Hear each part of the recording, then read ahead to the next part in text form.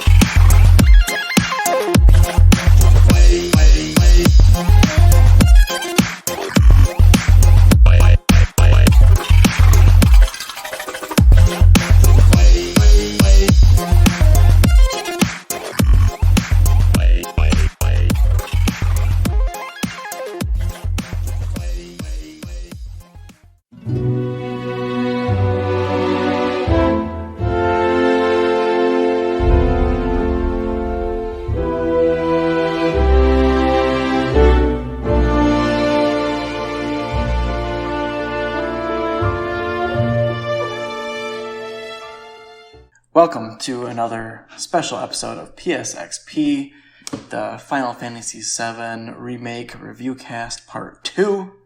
Well, this is kind of Part 3, actually.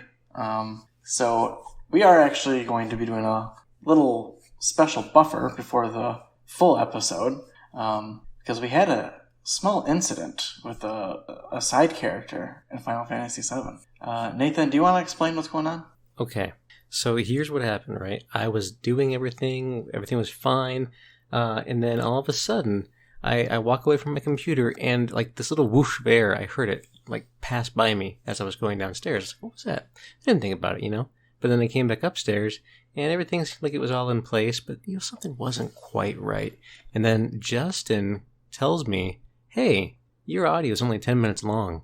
And I'm like, oh no! So what I figured was, that little whoosh of air was none other than Yuffie. She came and she stole most of my audio. Like, she would steal materia, right? Yeah. She's stealing my audio. I think that's what happens. Yeah.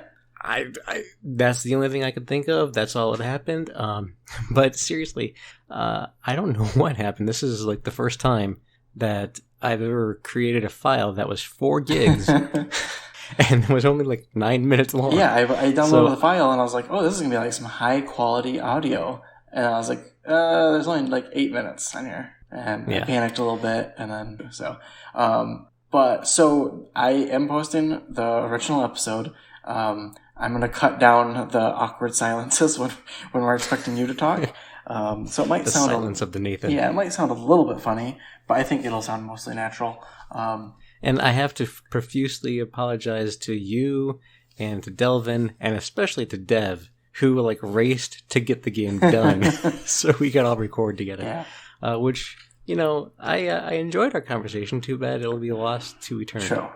I mean, and truthfully, we do podcasts like these because we want to talk to each other. We just record it so we can put it out through PSVG. We still had a great conversation. We talked for probably an hour and a half.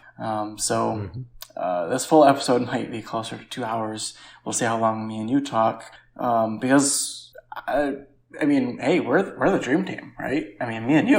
That's right. Way back when, man, we started it out. Yeah, that's right. So, I guess the way we set this up is part 2 was really everything from meeting Aerith to the very end of the game. Because we don't want to have our conversation go on for too long without the full episode. We'll probably skip through a lot of the story stuff, but I absolutely have to get some key things from you. Your thoughts on music, your thoughts certainly on the ending, but your thoughts on some key characters such as the Turks, some side characters that kind of weirdly make an appearance and cutscenes. And something this is actually kind of interesting because we already had a conversation last week, I've kept thinking about the game, and now me and you can talk about more stuff that I've been thinking about. Because I wanted to talk about just a little bit, I don't think we talked about like the CG in this game, like how cool it is to go from like pretty really good looking like normal models, the fight, your normal cutscene models, and then they cut to CG every once in a while, and it's like, ooh, that's really nice. As you were saying that, My brain was kind of working, because we're talking about Final Fantasy VII Remake, so we're just going to go full on lore spoilers here. By the way, don't listen if you haven't played the game. So my thought is, we have both been through this before, you and I, this podcast, so we know what's coming in this podcast, and so we're trying to make sure things go on track, but not alter it too much, right? Yes. So I mean, this is kind of very appropriate to be happening. So in that scenario, are the ghosts the ones that stole your audio? To try to make the analogy isn't working out, I think, but I think Aerith probably in this analogy stole the audio. Okay, yes, because she's trying to stop Sephiroth from taking over, and he's the real threat. Yes, and all that other that's stuff. true. Well, let's start with Aerith and the relationship between Cloud, Aerith, and Tifa, and kind of how all that plays out. We talked about a lot. We're going to talk about it with the rest of the group later on, but we kind of talked about how there's significant scenes where you can, depending on who you talk to the most or you can have different characters talk to you in these cutscenes. So the biggest one of all for me was who you talk to after you go back to Aerith's house, and you have a key scene out in the flowers. And I can't remember now what you said who you had in that scene. So in my original playthrough, I had Tifa. Okay. She was the one that was out there. Yes, and that's who I had as well. The second time through, I had Barrett, and the third time was Aerith. And did you do the Barrett on purpose, or Actually, no. So I went back and I realized that those were where that scene was, and I just went back to that area because it was at the very beginning of a chapter, and just saw like what I had before, but it actually ended up being Barrett because I must have made a different decision earlier on in the game. Yeah. So that accidentally just kind of got Barrett, but then I tried to get Aerith for the third time. Yeah. How did you feel about Aerith's character in this game and kind of how she acts? 'Cause she does act just slightly off from the original, especially towards the later end of the game when she starts to realize something funky's going on. What did you think of Aerith, her voice acting, her character in this game? Voice acting was okay. I mean, it's interesting when you look at this game where we've voiced them ourselves in our heads. Yeah, before as we read all the dialogue. It's like when a movie comes out that was based on a book. You've already got those characters' voices in your head. Now you have to hear it in a movie or see it in a movie. It's very similar to that. Where playing these what were old school RPGs where you're reading all the text. It's very strange. Yeah, it's definitely different, right? But honestly, for Aerith, it was fine. I didn't love it, but I didn't hate it. It was just kind of right in the middle, where I thought it was okay. When she first started out, it was kind of just like that. She's shooing this whispers away, and once she's introduced to you, like the conversations that you have, her voice kind of fits to the character that they're portraying. So it makes sense. I love Tifa's voice actor; she was fantastic. And I also thought Cloud was on point too.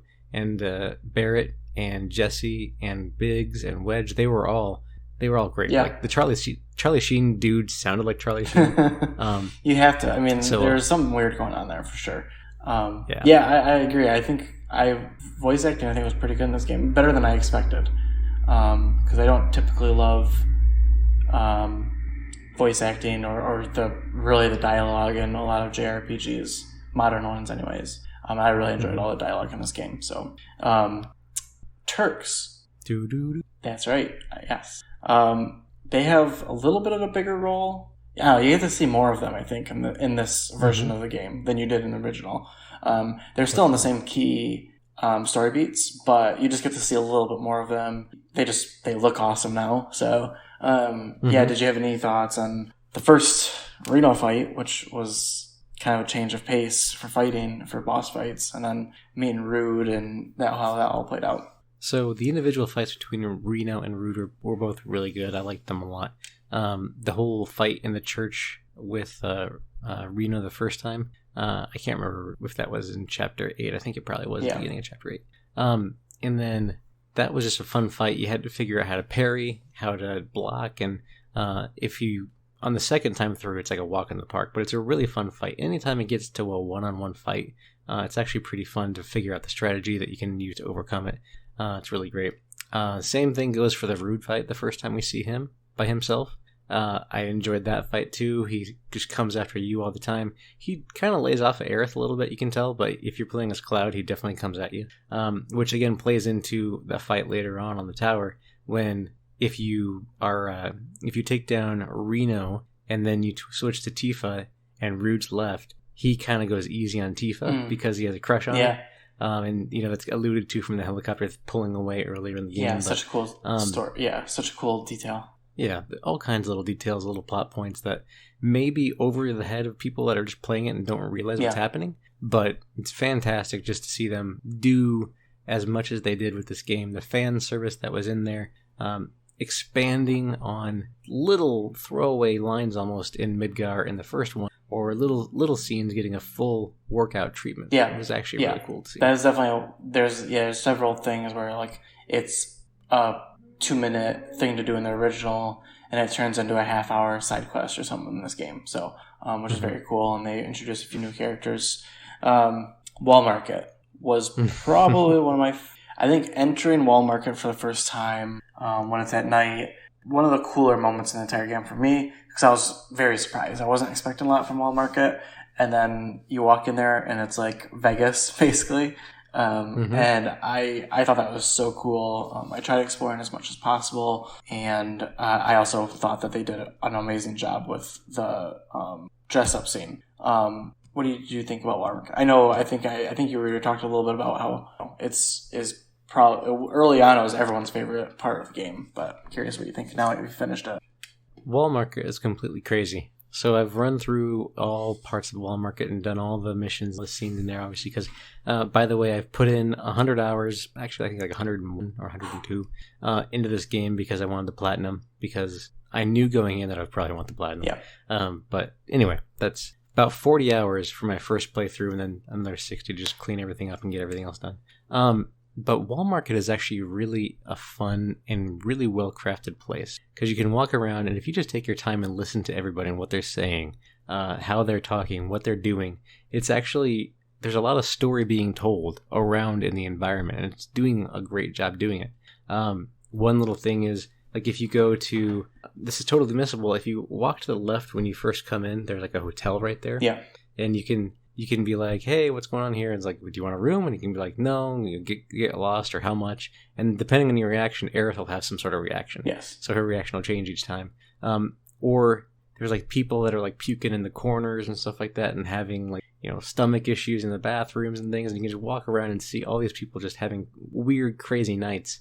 And then there's that mission, that the Johnny mission, I think is part of the Dynamite Body mission. And you have to go around, you're trying to help as many of these people as you can. Like there's 3 guys, like if your materia for cleansing is high enough, you can heal 3 different guys that you have to go find. And there's people talking about them. It's like, man, do you think that guy's okay? And then you get up to him and you're able to heal him. Or there's somebody having IBS or something over in the bathroom, and you can go find him and heal him.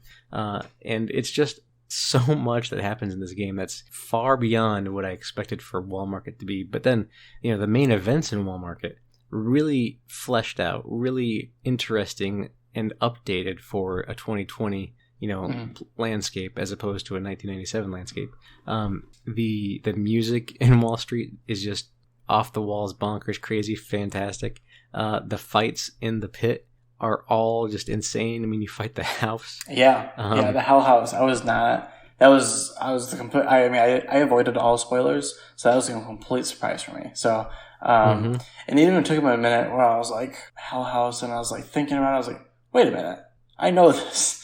And then it proceeded to be like probably over an hour long boss fight. The first time I played it, it took me a while. Yeah, that was the first time I died. Was against the Hell House. I barely managed to not die, but yeah, it took me a very long time to just slowly work that thing down.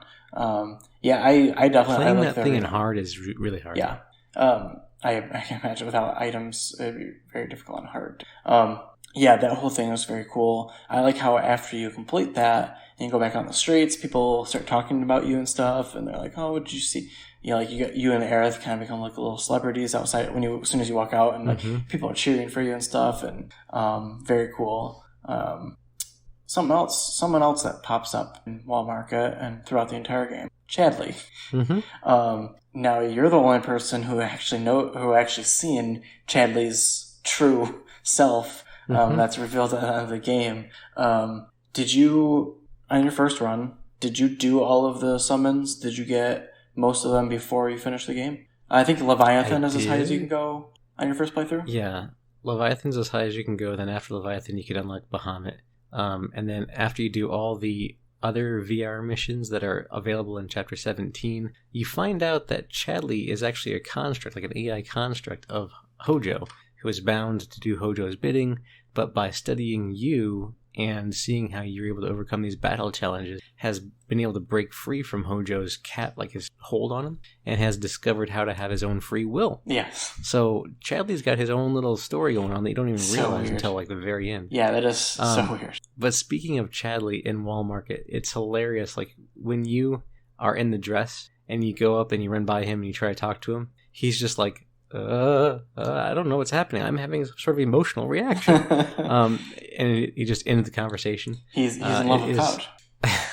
It is hilarious. I mean, and I have not so much character. Yeah, I have not seen the scene. I need to look it up on YouTube, but I've heard that after Chadley gives you this whole spiel about his, him being basically an android or whatever, or AI construct, that Cloud's reaction is just cool, and just pretty like much. very almost no reaction, basically like, cool, can you give me some material? Like he could care less about his story.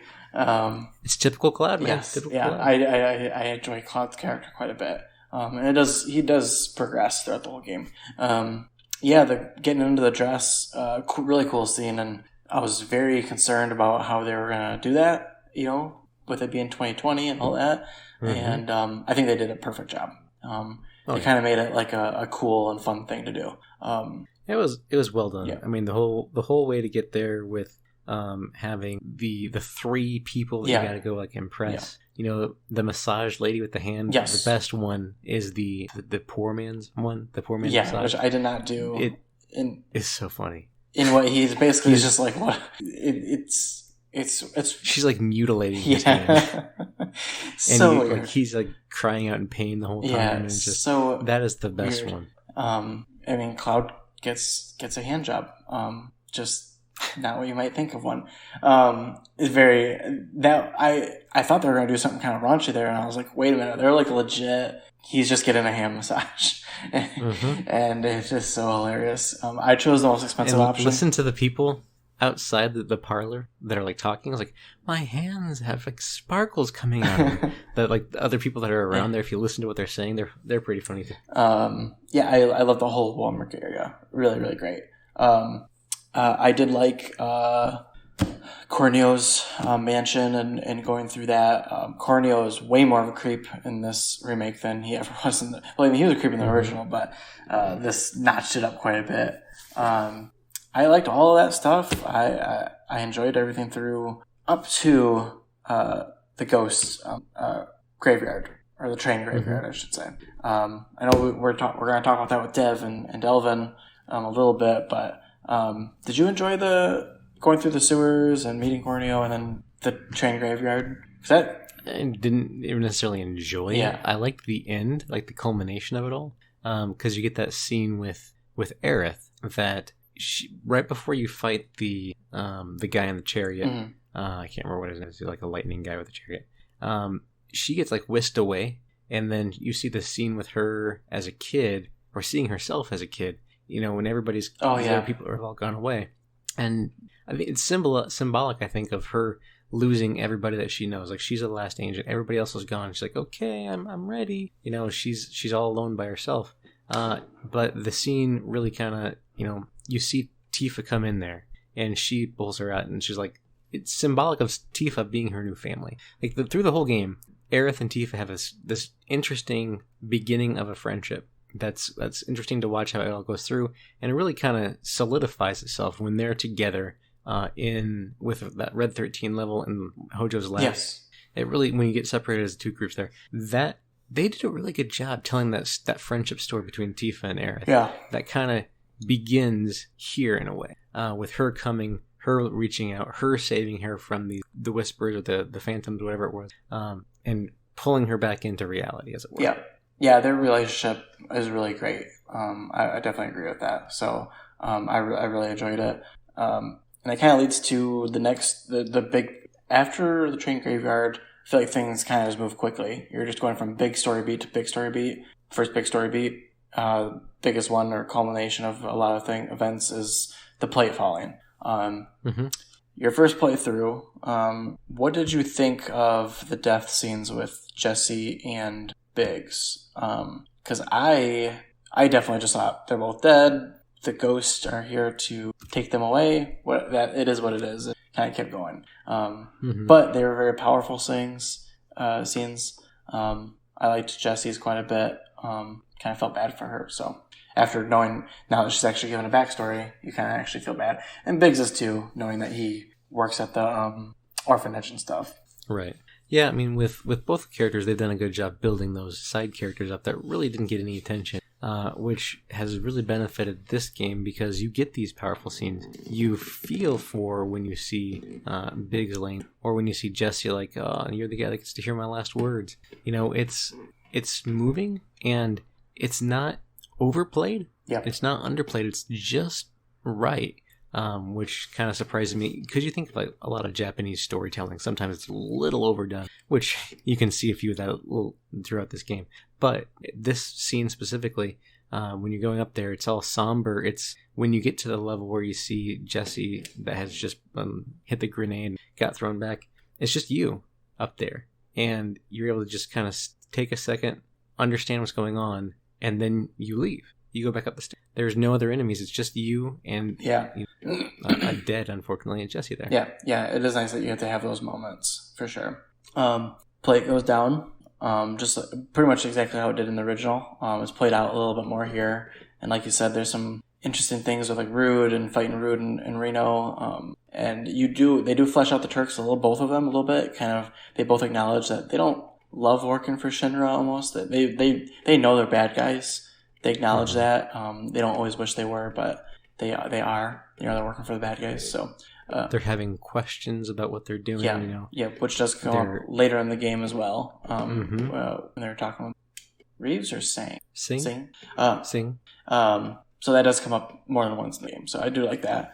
And then there was a scene right after the plate falls with Barrett that I loved. I thought.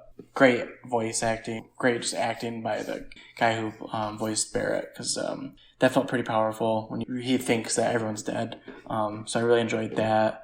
What did you think about? Because I mean, the plate falling is one of the few CG scenes in the original too. In the original, they kind of show like more of the city in this weird CG thing, and you kind of get the same thing here, where you're getting to see a little bit of the city, and you kind of see it be devastated. Get a very good glimpse at Kate Sith.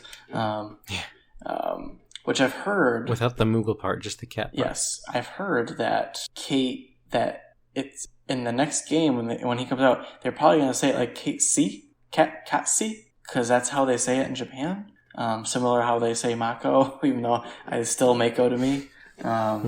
So I'll be curious how they say it. It's always Kate Seth to me, but I'll be curious what they say in the next game. But it is interesting that you see that little robot cat. And to people who haven't played the original, they're probably like, why is that cat bummed out about the plate falling? And yeah, it's very strange. It'll all be explained in the next one, I'm sure. Yeah, I'm sure it will be.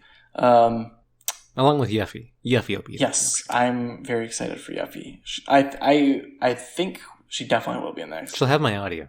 Yes. And we'll listen to it in 3 or 4 years when we get the audio back. Right. Make sure you capture her and get my audio back. What's the next story beat? Really kind of making your way to Shinra HQ, right? Because it's at this point, we already talked about the scene outside of Marlene's house and all that.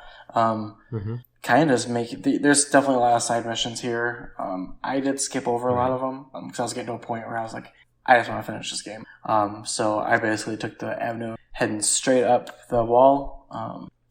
I kind of wish they did. Which has that cool avalanche written on the wall again. I prefer the graffiti from the original. It was just a little more, I don't know. I liked it a little more, I think. It was like half finished and stuff in the original, and this one it's fully written out and stuff. And I kind of wish they just would have done the whole scene and made it as slow as it was in the original, just for fun. But they give you grappling guns here, so it's a little bit faster and a lot more action. But I did like that whole section. Beautiful scene. One of the most beautiful scenes in the entire game, where you're seeing the sunset over the devastation of the plate falling. This is one of the moments where I was really taken back. Yeah, that whole spot had a lot of great attention to detail. Like, if you stood still, you could tell, like, the tower that you were wobbling with. Yeah, I didn't know that. I didn't even notice that. I 100% believe it's in there, because there's so much detail. And you could see, like, you know, if you looked off into the distance and just kind of took in, like you said, the sunset with everything, the fallen plate and everything, the aftermath of just understand, like, this just happened. And even before that, when you're kind of walking through all that devastation, you hear everybody talking, like, hello there, things like that. It really was grounded. And it made you feel like, man, this just happened. And you're walking through the aftermath of what could have been, you know, we could put it akin to like a terrible earthquake, happening. Yeah. People getting trapped, lost under rubble, trying to find people, trying to do everything you can. That was really well captured here. Yeah, I totally agree. Then you get to Shinra HQ. And I first time walking into Shinra HQ, I thought it was awesome. I think they knocked out. It's such a difference from the rest of the game too, because you're in the slums and all of a sudden you're in this super high end building. And I thought it was so cool looking. And then you have Barrett makes some comment about the bathrooms up there. Does he? You know, yeah. When you're in the bathroom, just go in the vents. He's like, wish they could see what it looked like down below. And I do like that. For some reason, Tifa doesn't want to go into the men's bathroom, even though everything else that she's been through, I can't imagine that's her hang up, is going to the men's bathroom. I did enjoy that. Did you take the stairs or the elevator? First time I took the stairs. Okay. Second time I took the elevator. Yeah, I took the stairs first time. I knew there was going to be something funny in the stairs. Really great banter in the stairs. If anyone didn't do that, they should have. Though I heard the elevator ride is also very fun. So elevator ride is, I mean, you stop a few times. There's a couple fights. There's just random workers that kind of see you and are scared of you, and one guy that's just oblivious of you being in there. Yeah, it's hilarious. Yeah, both ways. You can't go wrong. Yeah. I loved all HQ. Getting to Hojo's lab, and then you meet Red 13 for the first time. How did you feel about not getting to control Red 13? I thought it was fine, to be honest. I mean, you can only have 3 people in your party however this game is built, right? So I understand that's fine. And he would just kind of been extra. Yeah. But they used him in a way that he was a support character. So if he was fighting around you, he would do his attacks. There might be, just little attacks, but he would do some attacks, but he could also heal you every now and then and just kind of do his own thing. And that was fine. He was just kind of there, kind of chilling, doing his own thing. Yeah. It didn't really bother me either. You get him really late game too. It would have been kind of annoying to worry about leveling him up and managing his materia. So I thought his design was super cool. I think they did a really good job with his design. And very faithful to the original. Yes, yeah. And in the original, you can't really tell that his tail is on fire. So it's so cool to actually see it. He's got a live flame on his tail. In the original, they show it in the cutscenes, but it's just a glowing orb or something on the back of his tail, and the pixels or whatever. So I thought it was funny that one time that Barrett goes to give him a high five or something, and he slaps him with his tail. And he's like, "Hey, mate!" Yeah. Also, he's definitely pretty BA. To keep it PG. When I love this scene when you're chasing after Hojo and Barrett starts shooting the glass. Hojo's whatever. Cloud slides and jams his sword in the door so that Red 13 can slide through and then quickly just jump up and try to attack Hojo. It's so cool that they're still a team, and they just syncing together. He gets caught or whatever, but in that force field, but still that was such a cool little action scene, that belongs in a movie or something. It was very cool to see. The direction of this game, by the way, all around, the direction of the game, from that cinematography side of it was all great.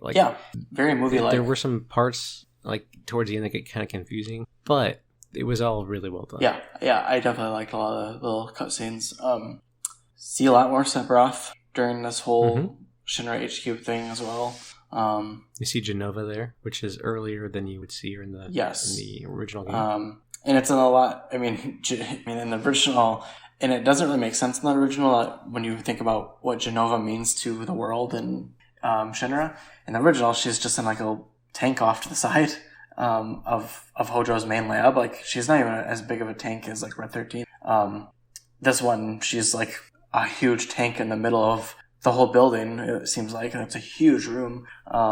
So yeah, I thought that was very cool that she's there in this dedicated area, and you see Sephiroth there, and it's all very strange. And you kind of get, it's kind of like they there's a scene in the original in the Nibelheim. Do you say Nibelheim? Nibelheim? I usually went like Nibelheim or something like that. I could go with that.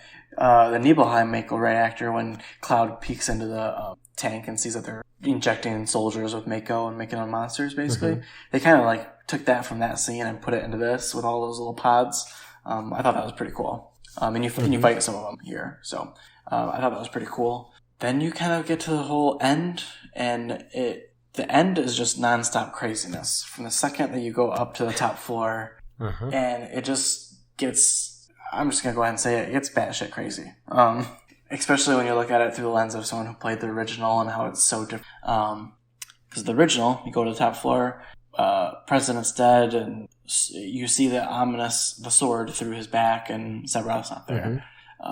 Instead, you get a very cool scene with Barrett and the President, which I thought that was so satisfying for Barrett to like have that like scene with the President. It's like he got what he wanted. Barrett did anyway. Definitely. And then Barrett dies. Air quotes. Yes. He's quickly brought back by the ghosts, and this is the first time I kind of ignored the ghosts through the whole game. I had heard rumors, and now that I've played the entire game, I kind of understand what's going on. But this was the moment where I was like, okay, these ghosts are doing way more than just like being around. They're literally changing fate, which turns out that's exactly what they're doing. Because Barrett comes back to life. They're keeping fate. What's that? They're keeping fate, not changing it. So Cloud and the crew are trying to change things, and they step in to try to stop them from altering the timeline. Yes. Yeah, I guess, how do you feel about the entire ending? You've got a fight with Jenova. You've got a fight with Rufus. A lot of cutscenes with Sephiroth during this time. It all kind of culminates with a freeway chase, which we're very, we know all about that from the original. Then it culminates in something that's completely off the rails. But just the Rufus fight and the Jenova fight, I know the Jenova fight's a little bit annoying to a lot of people, but how did you feel about it? It was fine. There was a lot of triple slash going on. Oh, yeah. With tentacles. The triple slash is key for getting rid of those tentacles, which I thought was weird, the tentacle thing, but the music, I know you're a big score guy. This was one of those like fights where I was like, oh, like hearing that they subtly play Genova's theme, but then at some point during the fight, it fully transitions into Genova's like theme. I think after she does something funny, and it's so good, just so good. Yeah, it's fantastic. Like the music all throughout this game is great. I really want the soundtrack. Like, there's a full like 7-disc score that you can buy. Well, you can't buy it yet. It's like on pre-order for like $77. Yeah, go figure. Yes, Final Fantasy VII. But it's got like 7 full discs and a bonus disc. I want it. Yeah, I need to get this. I wonder if they'll ever release that like on Spotify or not. I'm not sure. I mean, they did release with, I think it was Deluxe and Up. You got the little mini soundtrack, which is fantastic too. It's got like 10 or so songs on there. Which I've listened. It doesn't have all the ones. Yeah, a lot of people have uploaded that to YouTube, so I've listened to it on there. I was going to put it in my car, and I was like, oh, I'll listen to it on the way to work or whatever, on the way home from work. Be a nice, relaxing soundtrack. Realized that my car, I've got an old Lil Wayne CD in my car, loaded in my car. Stuck? It's stuck, yeah. When I go to sell that car, they're going to get the Carter 2 from Lil Wayne.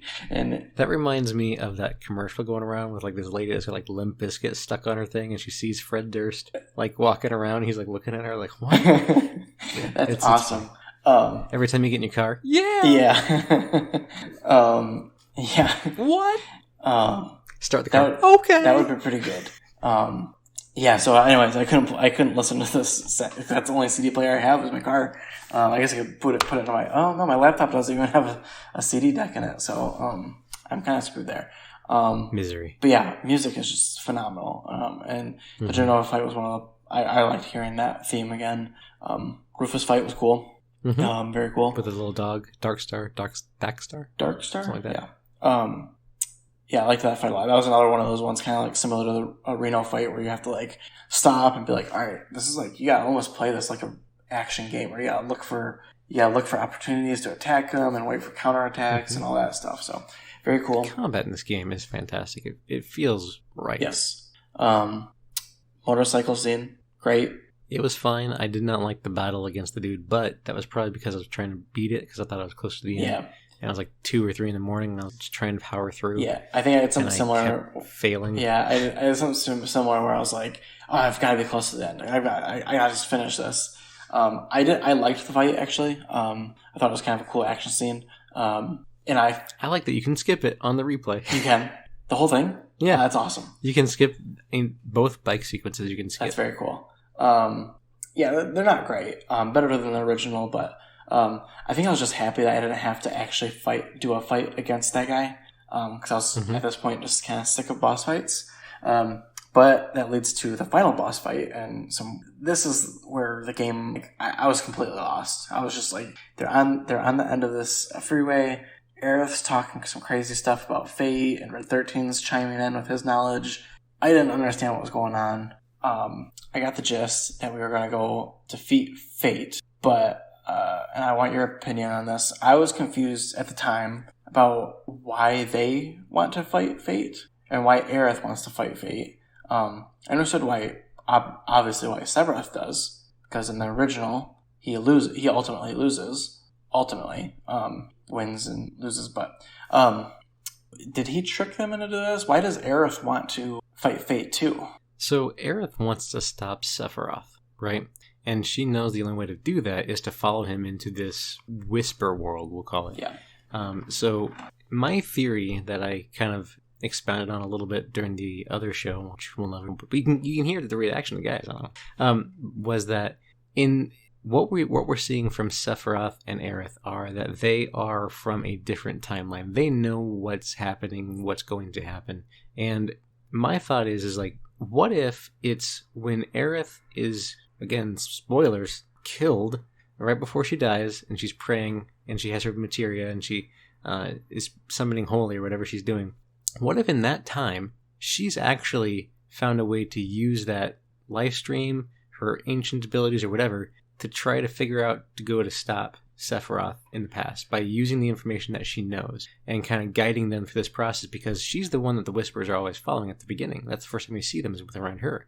And every time something tries to change, that's when the Whispers come again. And so the reason why Sephiroth is there too is because they both share blood of the Ancient, and that's the reason why Sephiroth killed her in Final Fantasy VII, was because she was about to do this and he kind of knew what was happening, and boom.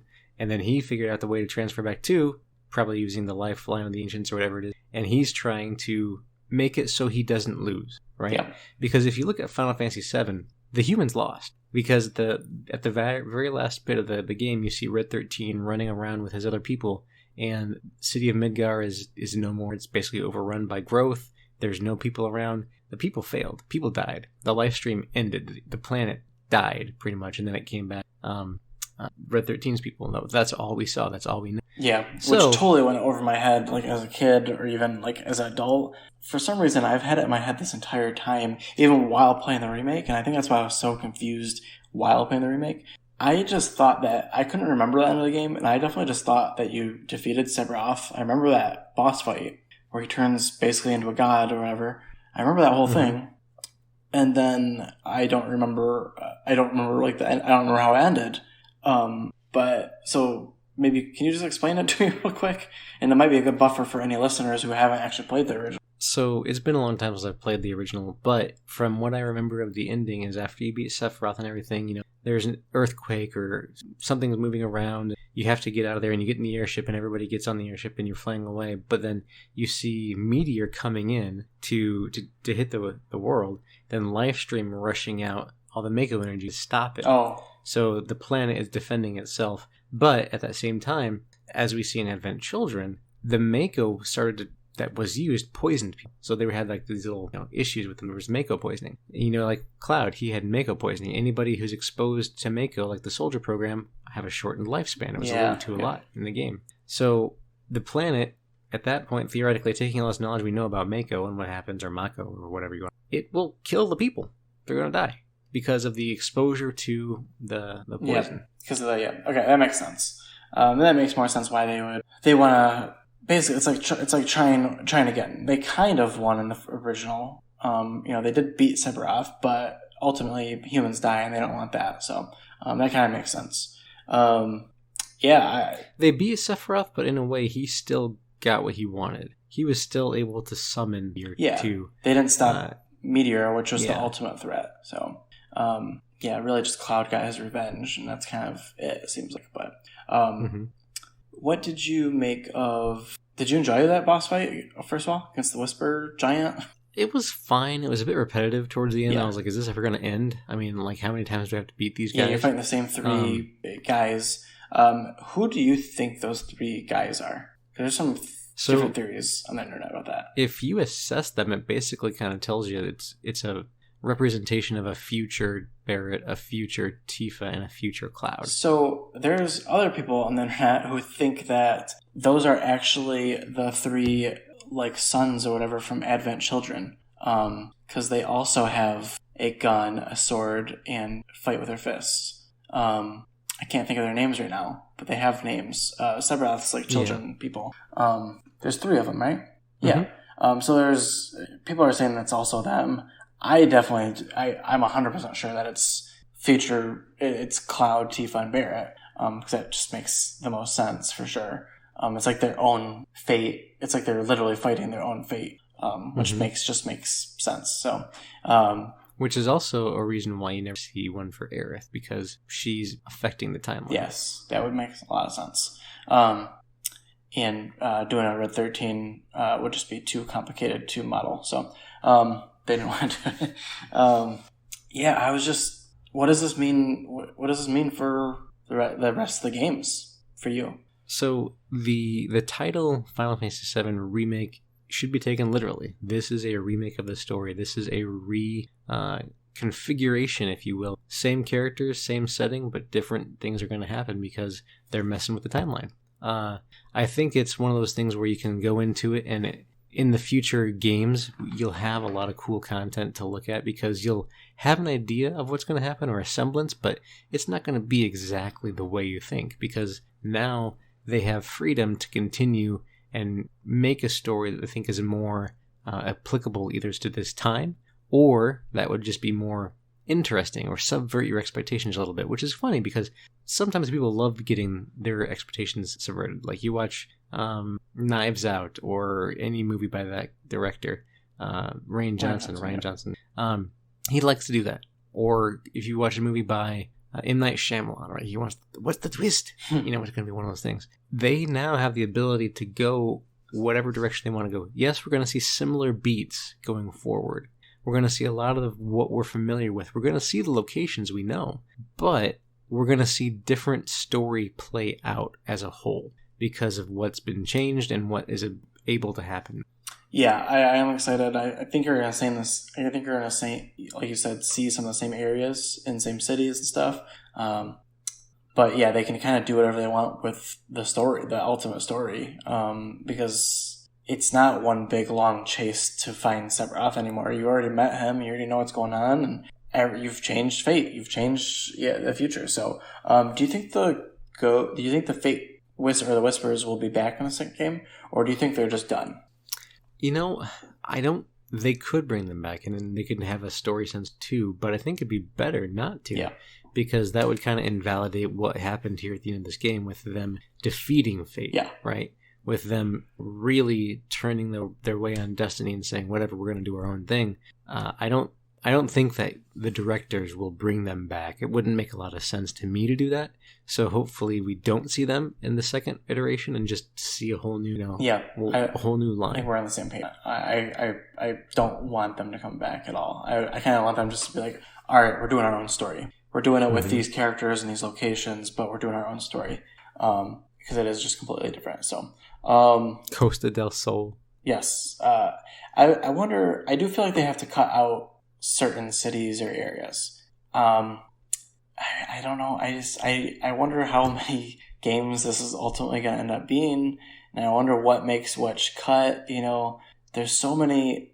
Midgar is such a small part of the original. Like, I don't know what they're going to. There's. Like if I try to nail down like 10 area, like I don't even know if I can name 10 like cities or whatever that, like I think I would keep adding to the list of things I want to see in the rest of the games. And like we haven't met a lot of key characters yet even. So I'd be really curious if they do. I do think Gold Saucer will definitely be in the next game. Definitely. And I cannot wait for that. I think it's gonna be super cool. And then I'm hoping they do Barrett's. I think you got a lot of Cloud's backstory here, and Aerith's backstory. I really hope they do Barrett's backstory in the next game, because he's got very cool. That whole storyline is very cool, and kind of gives you the reason for why he hates Shinra so much. So I really hope they do that. I was just thinking of something I was going to ask. What are your hopes for the second game? Oh, I mean, I just want it to be as good as this one. They had a lot of fan service. I would like to see more fan service in the second one. Yeah. Fantastic cutscenes and music, and just mix it all together and give me another great experience. Yeah. As far as the gameplay and everything goes, just tighten it up, make it better. Yeah. Hopefully they just kind of stick with it and, like you said, tighten it up and fine tune it. Hopefully that helps with development time. It's a little bit concerning because the directors and some of the game runners have been out in magazines saying that they're not even really started and they don't know what they're doing. Like, Square Enix has come out and said, we're already working on a remake, and they obviously said so at the end of the game. But the directors have come out and said, like, yeah, we don't really know what we're doing yet. We haven't made any decisions on story. And it's like, what? How do you not?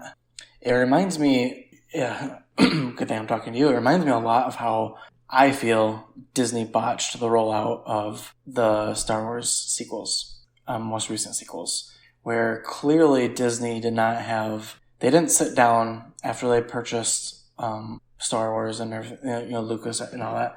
They didn't sit down and say, all right, here's our 3-story arc. Here's our 3-movie arc, and this is the story we're going to tell. Instead, they went the route of, we're going to hire this director for this movie, we're going to hire this director for this movie, and this director for this movie. Well, they didn't get to the third one. They just did 2. And the second one, they took a big risk on, and they decided to try to erase what he did with the second movie. And in my opinion, that's a big mess as far as story goes. You've clearly got battling directors there, and directions for the overall Star Wars story. This podcast isn't about Star Wars, but I have a bad feeling about Square Enix doing the same thing. They clearly didn't sit down and say, this is the 10-year story that we're going to tell over 3 or 4 games. They said, all right, this is our idea, and we're just going to run with it, and we'll see where it takes us. Yeah, I mean, just let them run with it. Let them go.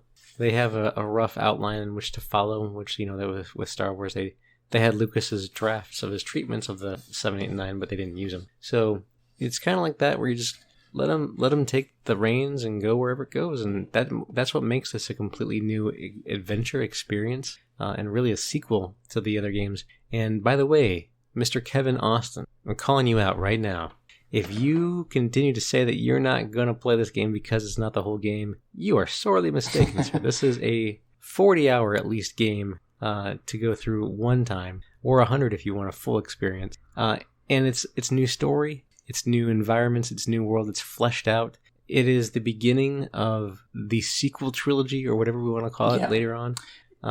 It's if you refrain from seeing Episode 7 because it wasn't going to be the whole thing, the whole Skywalker saga, then why wouldn't you? I mean, if you saw that, why wouldn't you play Final Fantasy? That's what I guess. Yeah, and if you feel like Kevin, just play the game. Yeah, play the game, absolutely.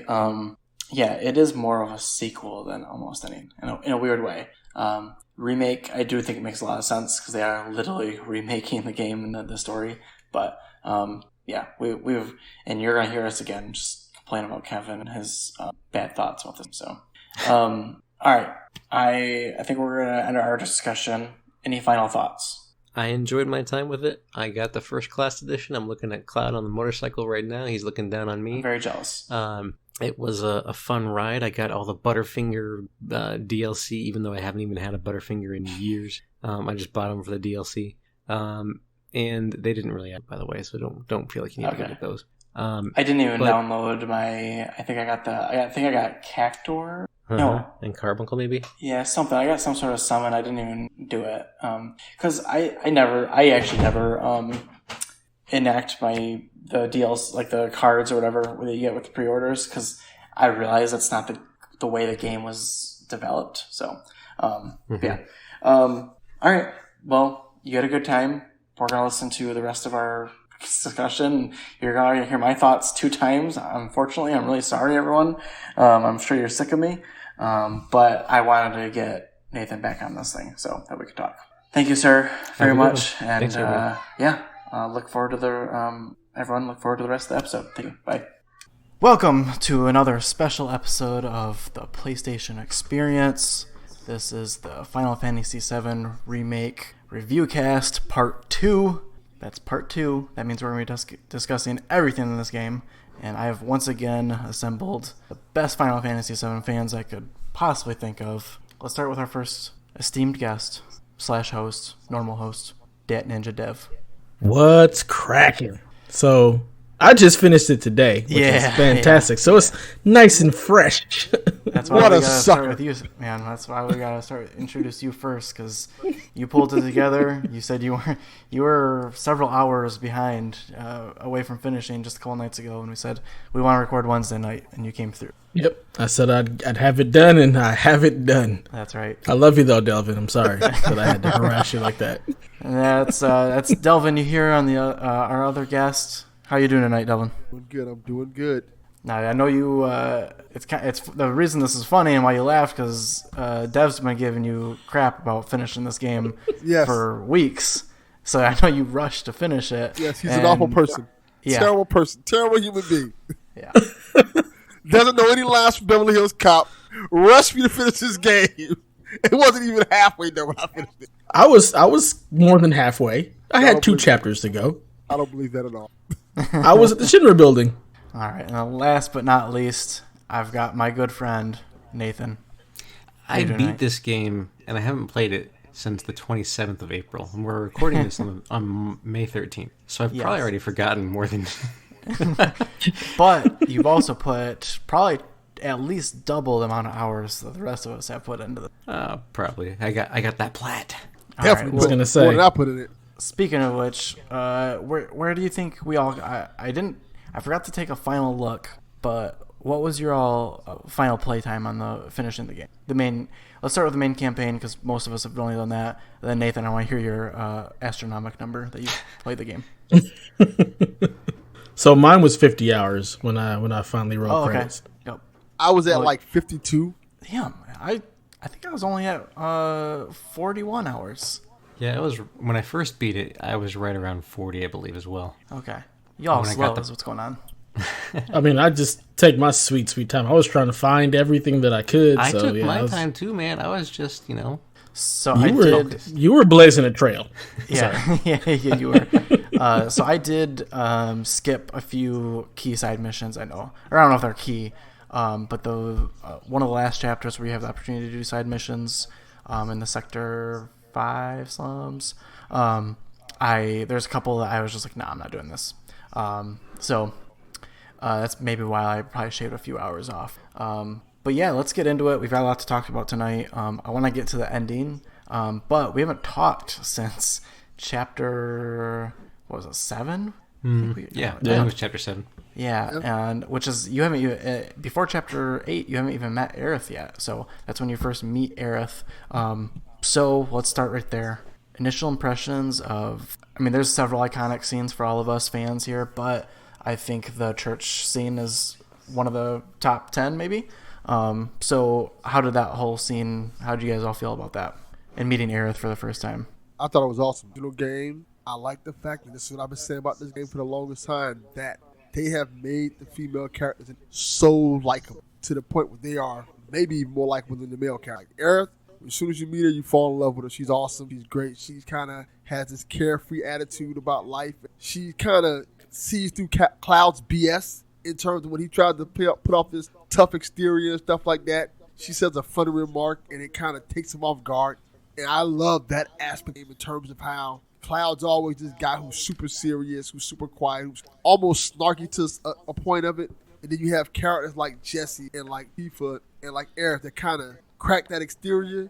And as you go through the game, you kind of see him almost transform and kind of open up a lot more. And I like that. Yeah, absolutely. And I think meeting Aerith is the beginning of, or maybe even before that, but she definitely cracks him up more and more, or cracks him open a little more and more throughout the game. Yeah, and I think I had a similar thought. It was great. I love that, because it's a little unrealistic. I mean, let's be real about him falling from what seems to be 20 miles in the air. The height of the plate is a little up in the air, because sometimes it seems like it's only a couple hundred feet, but other times it seems like when you look up at it, it's like miles away. But either way, he falls. And I will say this. What? On the WWE pay-per-view this week, 2 men were thrown off buildings, and they both survived. All right. I think it's a little bit soon to be comparing Final Fantasy VII to wrestling or WWE. I don't know. I mean, we get that point where Aerith is throwing chairs at people, so... Yeah, this is true. But yeah, just I like the fact that it at least makes it a little bit more believable that he survives that fall, because he shoots his grappling gun up in the air to like break his fall a little bit. So maybe that slows him down. I don't know. But either way, great scene. And it was great to see Reno exactly how I kind of thought he was going to be introduced. And but yeah. It's funny. I hear the music playing. Yep, exactly. Dev, what is Aerith your girl or what? Did you appreciate that scene? Look, man, hashtag Jesse, all right? All right. Yep. I love Aerith, but, that scene was great. Like, it just... You get all the feels, like him falling in the flower bed, the way it's lit up, and then like the music, like everything just felt right. I think Josh said it best. He said it feels like you're playing your memories of the game. Yes. And that is truly what the game has really captured. And it's certain scenes like these and instances like these where you really you're playing this game, and it was not the greatest looking game, like when looking back at it, but it felt like this is what you remember, like what you're looking at when you're playing this game. This is what you remember the game to be. Like it just had that feeling. It stuck with you. And this scene, out of all of them, like when you wake up in the flower bed and Aerith is there, and then you deal with the fight, it's just it's iconic, and it just felt right. They did everything right. It was great to just be back and be like, all right, I'm about to be with Aerith for a minute, and it was just really nice to have that transition just feel seamless and perfect. Yeah, I completely agree. I was very happy with that. Going to her house brought back all the feels, felt just as perfect as it did in the original game. Just everything about it was cool. Even the fact that they turned the weird jumping along building top of buildings scene into kind of a more stretched out, introduce yourself to Aerith a little more scene. I liked that whole gameplay aspect. So, and I like Aerith in combat. Once you got to actually, I think she's actually in the original game, she was always strictly a healer or a weak character for me. She was a good magic user, but I just never really used her because I couldn't use attack. In this game, I think she's a little more than that. I actually liked using her a lot. So, but we also get introduced to, we already know them, but the Turks come into the scene with Reno. You whoop his ass, of course, and it was also the first time where it was like, damn, like this guy is moving super fast, and I was like, you had to kind of figure out a strategy. Also, very unclear or strange. Does he have a face tattoo that is supposed to like match his hairlines? Did you guys notice that? Yeah, I figured it was a face tattoo, like a tribal tattoo on his face or something. Is that like a new thing? Can I do that? Like, can I just can I tattoo a hairline so that when it does recede, I'm just good to go? Is that how that works? I mean, people do that now. I mean, go for it. Yeah, I don't know. I thought it was strange, but yeah, meet Reno. Move along to Aerith's house.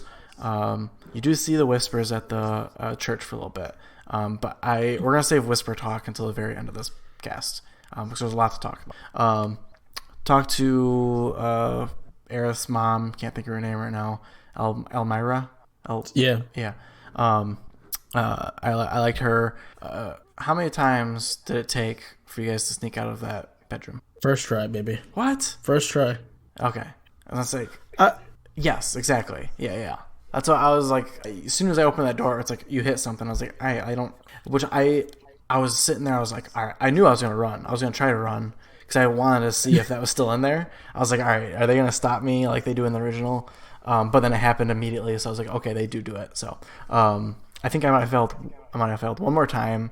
She has another remark. Aerith does, and then finally I just kind of took off. So heading to Wall Market. Wall Market, kind of a weird area in the original game. Very cool, iconic.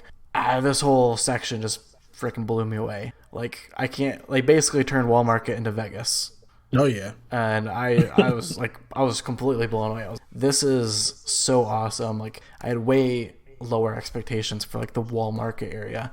I know you spent a lot of time there in the original, or a decent amount of time, but, like, I did not expect this level of detail and side missions. Yeah, and the whole arena thing, totally cool. Most important scene in this whole section is the massage. I have to know, did you guys choose the most expensive option? No. Or the cheapest option? I went the cheapest option. It was funny. What? Oh, you cheapskates, come on. I went the most expensive. I went the most expensive as well. Yeah. What does he do? There's a few other scenes that we're going to talk about that I want to know because the scenes can either change depending on your choice or choices you made throughout the game. So we'll talk about more. But yeah, there's some of those I need to watch still. Let me ask you a question. Yeah. In Wall Market, did you find the teacher? Yes. Yes. Honeybee. Oh, yes. Also, did you talk to her? Was not expecting that. Did you talk to her the second time? No. I couldn't find her. Yeah. Nathan, did you talk to her the second time? Because you can talk to her after you and Eric split up, and she will tell you why she's there. Where was she? She's like in a back alley. She's in the same spot, but it's like a back alley by the. Yeah. Maybe I did go back there, but I feel like I was. You know what? I was trying to find her back at the back at her house where she was at teaching. I was looking for her there to see if I could find her again there. But, I know. I was kind of curious if there'd be like an awkward conversation there or something. Yeah, I love that about this game, though. I mean, there's times that I thought to look for people after an incident or something like that, to talk to them again. There's times I didn't. So that's one thing I've been loving, scouring the internet after finishing the game, because I completely shut myself off from the internet or anything to do with this game until I finished. Yep. Yes. Yeah. I don't know. Now, is that when you just hunt down the girl and get his money back? He's got a whole side quest. I was definitely confused about his role in the whole market area because, he was around and I would talk to him, but then I feel like I missed a couple scenes with him. I don't think I finished it out. Material seller. It's a material seller you got to go. Yeah, I completely skipped over that. And I thought that was a section I did everything. It was awesome because. Yeah, it was. It was good. The guy the material seller is essentially asking you to buy male enhancement pills. Don't anybody see the sauce. Yeah, so I'm gonna have to go through and play this game again because there's definitely certain things I missed. I also couldn't find. I kept looking for, and I don't even know if it's there for sure. But the item shop where there's a gun shooting at you, is that in? Yes, is it? Is there? Okay, so yeah, I tried looking around for it and I missed it. So, what did you guys all think of the dance sequence and Cloud getting into a dress? Honestly, it's a very Japanese game. I was a little bit, and it's like we've talked about, I was a little worried about how they're going to handle it. I think they handled it absolutely perfect. I was grinning ear to ear. I thought the whole thing, mission was hysterical, and it was funny. Cloud acts hilarious the entire time. I love it. I got some good reactions out of Aerith. What did you guys all think? I thought it was great. I'm just mad that I didn't do good enough in the dance to get the gift from him. I will say it was. There's a couple like hard sections in that dance where it's like there's too much going on screen, so you can't see the inputs coming in at a time, and they come in from all angles. It's very strange. And it's a beautiful scene. It looks amazing. It looks really good. It's hard to like. It's like you almost want to sit back and just watch it, but then you're like, oh, it's an actual gameplay section. I need to watch this. But it's a cool scene. It's definitely one. Is weird. Like it's a weird part of the game, but like I want to replay it because it was like kind of fun and very cool looking. I did get the gift on the first time, so I'm a good dancer. Not in real life, but in video games apparently. But yeah, that whole section, all the way to getting to Don Corneo, which I always thought was Corneo. Super, way more rapey.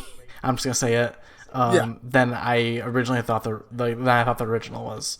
The fact that he like gasses them and tosses like they went above and beyond making Don Corneo seem like a true bad guy. So I will say this about it.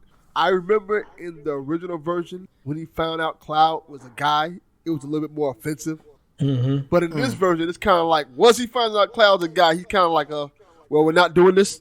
He's just kind of like brushes it off and doesn't. He was like, but so we're not because that's good. That's good. They handled that well. That specific interaction well. And then came my very first death of the game, where I actually had to restart, and that was the first fight with Abzu. Did you guys have trouble with that fight or Abzu? Yeah, mine too. Oh yeah, Hell House. My first death was against what is that little thing named with the knife? Oh, Tom Berry. You got not the character. Tom Berry. Yeah. Oh, he got you with the death stab. Yes, Delvin, come because on. I didn't realize he was coming up. I'm like, oh crap, this Tom Berry. That one was hard. But yeah, Abzu kicked my butt, and I love that whole section. And that basically leads all the way to. And we're going a little bit fast here, but we want to get to the ending. Basically, it's to if Midgar is a whole entire storyline, the plate falling is maybe 2/3 through. It's the climax of or it's the I don't even know how to I'm not a great story person, but it's definitely a huge moment in the story. Mm-hmm. Yes, that's and that's traditionally how a story's developed. And what did you guys think? I've heard a lot of people. I've been listening to other podcasts as we play through. A lot of people saying they were very emotional going up those stairs and seeing Jesse Biggs and Wedge. Now, Wedge presumably survives, which he does not in the original. And that'll come back up later, but he does. Yeah. Mm-hmm. Mm-hmm. For me, it was just me thinking about like she's the last of her kind. That's what it made me think of, just her being the last ancient, and it was definitely emotional, and it just shows like Tifa is basically like her mom who kind of reached out and kept her. Like that's what it made me think about. Yeah, there's a few scenes like that one that you're just there's times where I was kind of just rushing through and wasn't thinking too hard about these scenes. I definitely think this was one of them. And that whole section just seemed very strange to me. And you also see Marlene at some point as a ghost, but she's not dead yet. So I was very confused about that. There's just a few confusing scenes all in a row that the whole ghost train section, I was kind of just like, just over with. I don't understand why Aerith or Tifa care about these kids or lost kids. Like, what a weird side story that I did not care for. Man, that's just me. Hit me right in the feels. Just anything with kids always just kind of gets me. Like seeing the teacher with the kids and then dealing with all the kids in the back. Like it just felt like they were looking for guidance or anything. And now you have kids that they come to this place and they're never heard from again. And it hurts my heart. I'm like, oh man, the kids. Yeah, it just didn't hit me. It takes me to a place. I definitely can feel, that's definitely obviously what they were going for. But, that particular scene with Aerith, way over my head. Well, should we talk about the whispers a little bit? Because I want to know y'all thoughts on it. What did y'all think about the whispers? So, I want to save most of the Whisper talk to the end, because at this point in the story, at the plate falling, they are around a lot, and they're hovering over some deaths at the time. And honestly, for me, I guess if you guys can remember back to before the end of the game, what were your thoughts, I guess, on the Whispers? We now know a little bit more about them, but at the time, I was honestly just completely confused. I thought maybe they were Sephiroth's like minions, maybe they weren't. I had no idea. I was just like, all right, these are just weird entities that are. Once I saw them, I immediately knew what they were. Really? And I don't know if Nathan watches Flash, but I had heard. I've been listening to Ben Hansen's MinMax team play through this game as well, and one of them had brought up that rumor that the ghosts were. The early rumor was just that they were there to hold the story to the original story. And I thought, that sounds ridiculous, stupid. And then I just went on the rest of the game thinking, I don't know, these are just weird creatures. I don't know what their purpose is, whatever. But I mean, we do find out later on that basically is what happened. Yeah, time race. Yeah. They're there to keep everything in line because, well, we'll get to that when we get into the whole that part, yeah. But you do see them floating above Jesse's death scene as well as Big's death scene. Let me ask this. Yeah. Did Biggs die? Okay. I was gonna ask that, and I had no idea what the Whispers were. I had absolutely no clue because I don't watch the Flash because DC is garbage. But I had no clue what they were, and I didn't know that they were supposed to be like holding the game to its thing. I had no clue, none. So yeah, as far as Jesse and Biggs go, I 100% thought both of them were dead. Now, me too. Yeah, it's a lot of things where I want to like get to the end before we talk about all of the crazy crap that you see at the very end of the game. So let's just couch that for now. But at the time, put a pin in it. I thought for sure they were dead. I mean, it's so clear. Not to mention, not only are they like basically dead, I assume they are, but then also the plate falls. Or that's how this whole scene kind of ends. I love that boss fight on the top of the strut or whatever. I thought that was all very cool. Kind of very truthful to the original, right? So I did like that. One thing I did like was go ahead. No. Oh, no way. Oh, I didn't know that. Yeah. They allude to it a couple of times about their relationship and how he feels about her. Yeah, that level of detail is insane. I love this game for that level. That is so awesome. I had not known that. I liked the whole Reno and Rude both, like, they don't really want to do what they're doing, but they're kind of mercenaries themselves, even though they work for Shinra, So they're just kind of following orders, but they do, I think they even say at this point in the game that, like, too late to grow conscious now.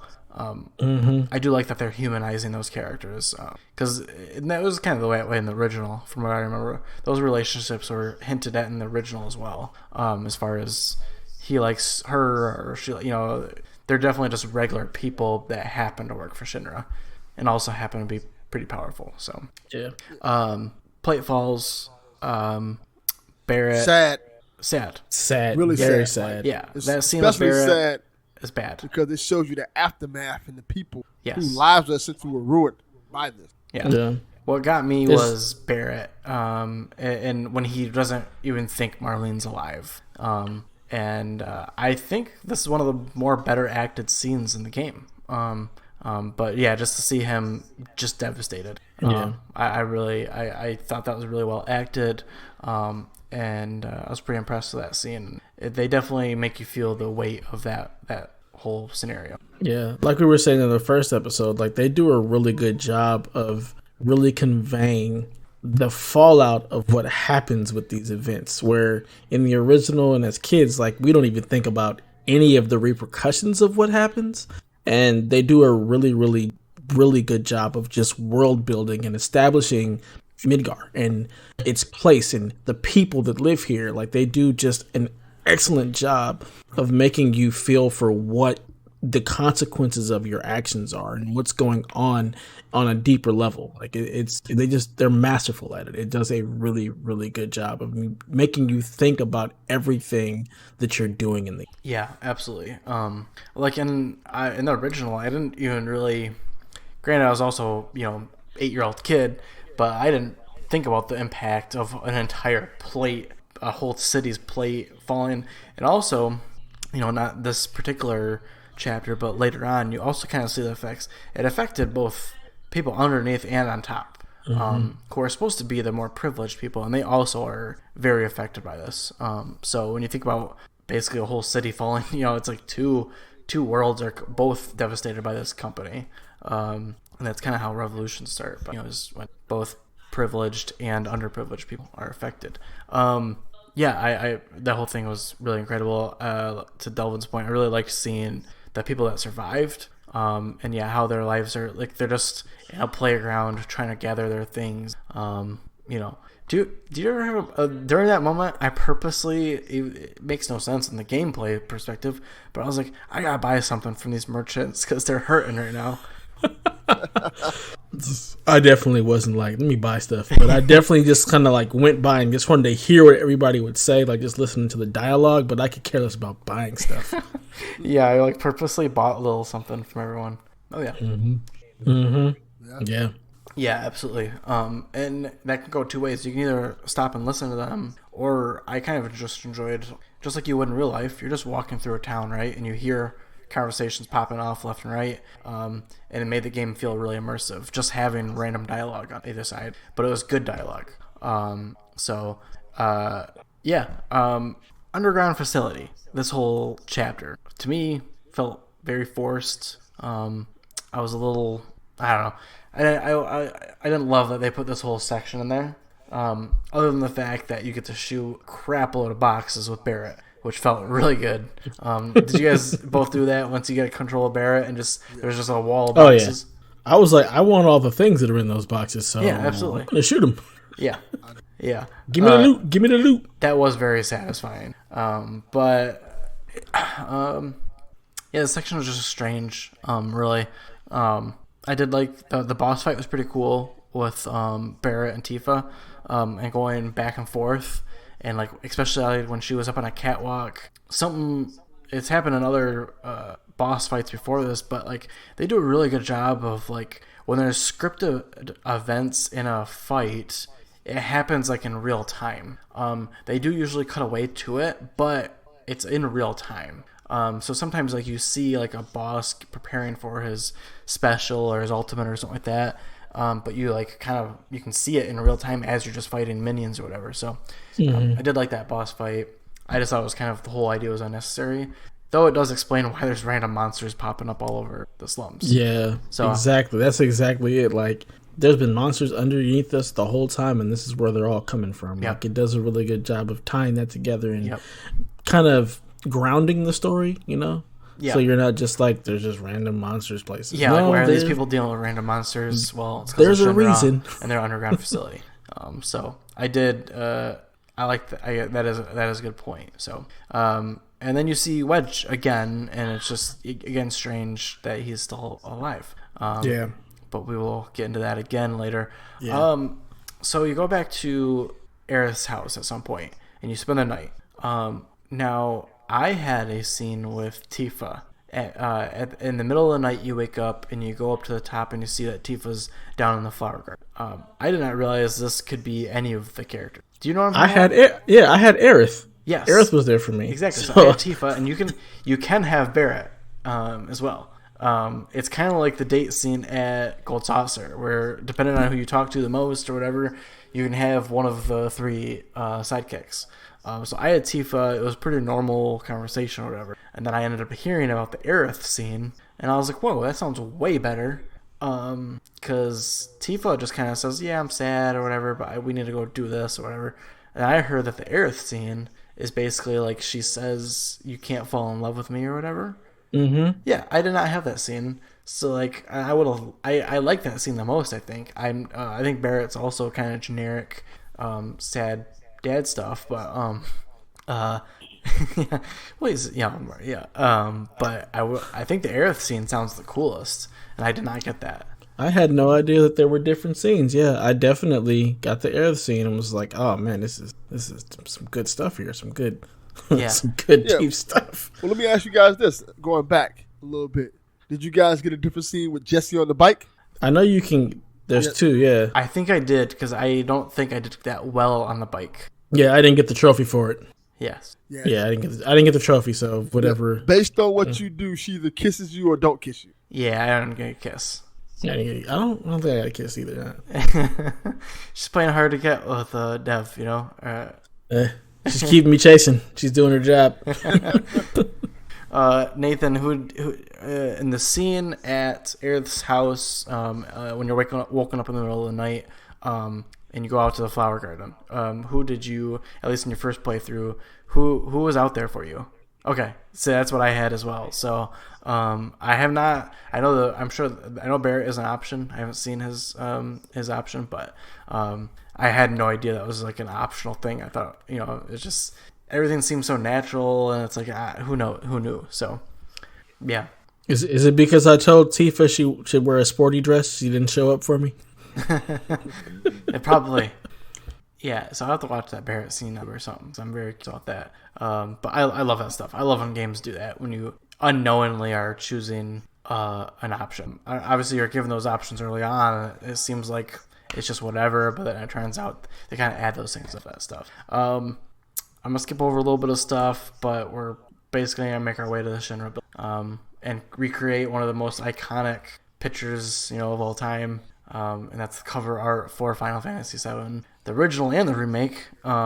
Getting to the building. What did you guys think? Once you actually get inside, I did like the whole getting through the back area.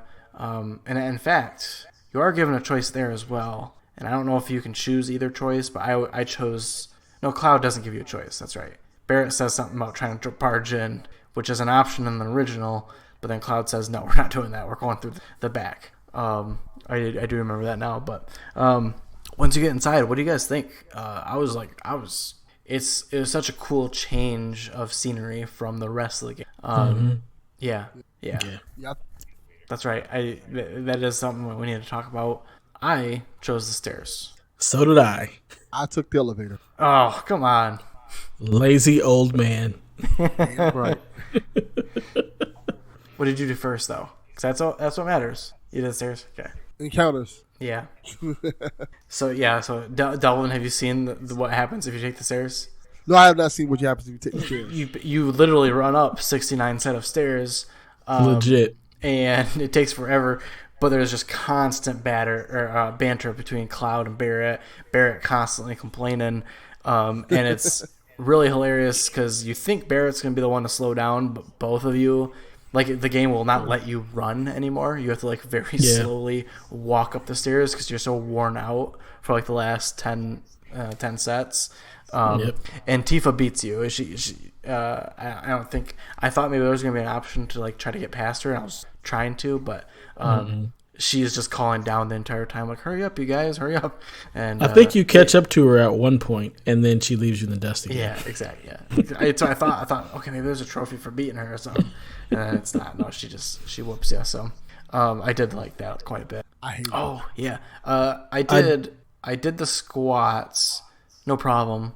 I was happy to do that because it was part of the original, and I mastered it. I got the champion's belt, which I actually used for a lot of the game.